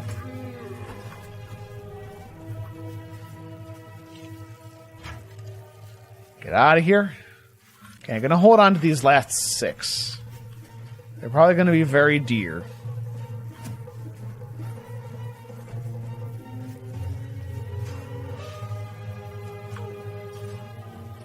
Watch, I die here because the guy who ran to the castle had like 200 people and they just raffle stomp me. Yeah, I love to people. Yeah, well that's exactly what I want to do. Honestly, optimally that's what I want to do, is stream the games that you love to other people to give them a chance to enjoy it with you. Yeah.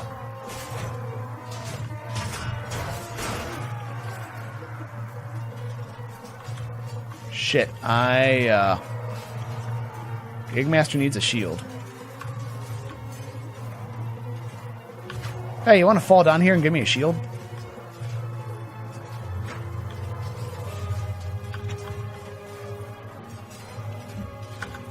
Give me that.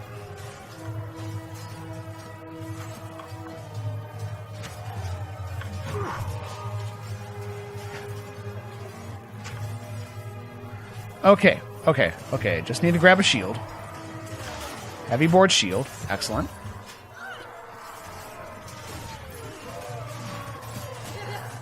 All right. Hooray! I think I helped a little. Not sure how much I actually helped there, but I feel accomplished. And that's what's important. Someone just shot me. Oh, hi guys. Oh, hi guys.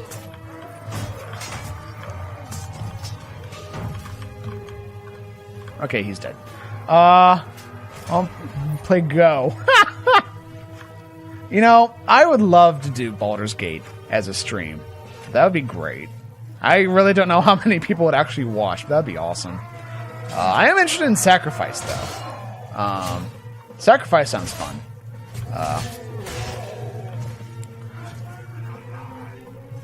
So, of course, part of the thing is you can't always play all the games you want to. You gotta sort of figure out what you're doing in what day. You gotta sort of manage your expectations for how much stuff you can do so you don't overload. And God damn it, there goes my window again. Come back here. Planescape... Ooh, Planescape Torment. I never actually played Planescape Torment, but I've heard so many goddamn good things about that game, though. A lot of people have nostalgia for games like Stronghold Crusader and the like, so you can pull them out for short bouts. Yeah. Nostalgia... I do feel sort of bad thinking about it that way, though, of, like, you know, cashing in on the nostalgia sort of mentality. But it is a valid point. It is a thing that can be done. And I am in range of too many people right now.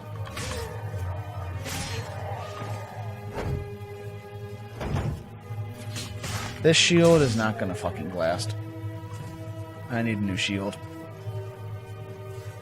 Came. Oh, Planescape. Planescape Torment just came out with an enhanced edition. Whoa! Holy snap. That sounds sexy as fuck. Won't lie.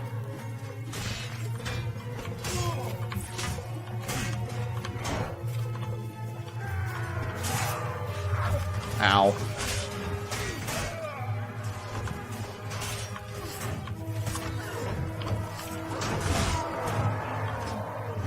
Oh, damn it. There I go. Fuck. Games that have missions work better than games with long storylines. Yep. Because no one is likely to watch a full 200-hour game to learn the narrative along with you. Yeah.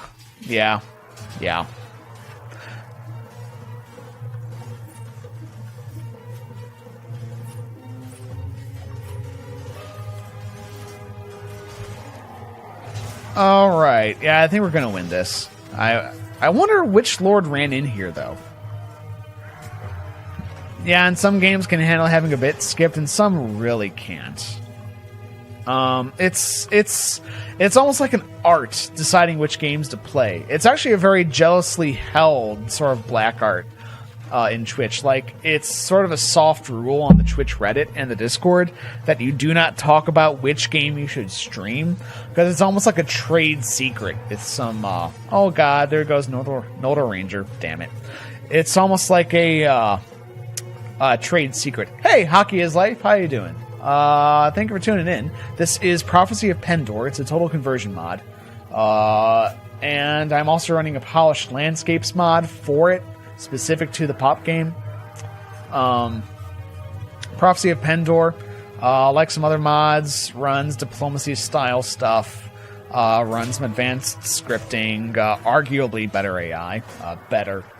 Take that with a grain of salt. Yeah, people like playing The Witcher 3, for example, but few people like watching it, unless you can speedrun it. Yeah, that is one thing I also noticed, that it's probably in part because I'm just a small channel, but when I streamed Witcher 3, nobody tuned in.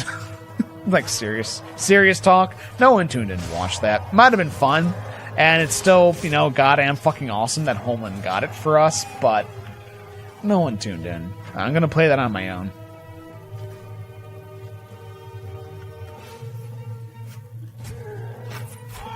Oh, no. Oh, it's all up to you. It's all up to you, Mr. Cloth Armor Crossbow San. They're coming up. Oh, God. Oh, no. You gotta... Oh, just... That's... Oh, no. You're goodbye. Whee. That is your head right here. Whee. And I just made someone nauseous. All right. So, holy fuck. 48 renown. 1 castle. Oh. Good. Okay.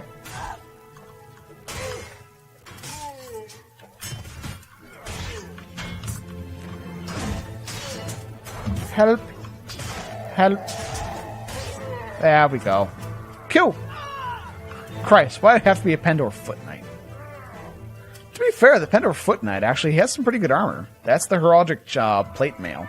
That's pretty good shit. 5 for now. Cool. Lord Yun. Yeah, you're mine, bitch. Come here.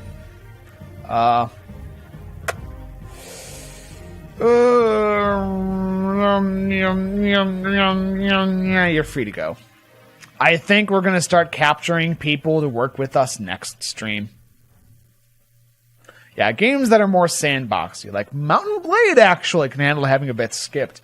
I'm actually skipping some of the videos of them on YouTube because just some of the captures for Mountain Blade, both on Twitch's end and my end, were just shit. So I can't post them all, but I don't really feel like it's going to hurt people who are actually on YouTube watching the series all that much, really.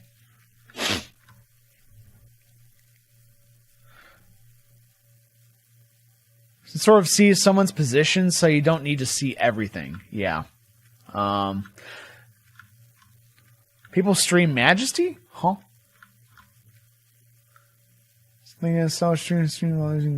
I'll be honest, says Disco Waffles. I watch streams mostly for the people, but there are some games I'm just tired of. I'm sick to death of Dark Souls. Never played the damn games. Yeah, I haven't actually played Dark Souls 3 yet. I was a huge fan of Dark Souls 1. I never played Dark Souls 2 just because I heard so much shit about it. I actually looked up Dark Souls on Twitch. A lot of people play Dark Souls on Twitch. I would not have expected that. But, like, everybody does. Oh my god, everyone does it. Like, holy fuck. For myself. Cool. Whew. Alrighty, guys. We are done with the stream. You can finally go home and stop listening to me. Thank you guys so much for watching. For people who decided to tune in, for people who are new to us, and for everything in between. If any of you guys watching are having a bad day today, I believe in you. You can give yourself a better one. And if you're having a good day out there, share it around, please. Somebody could probably use a new friend. But whatever kind of a day you're having, thank you for sharing some of it with moi, your one on the Gigmaster. I hope to see all of you guys around the bend. You take care of yourselves.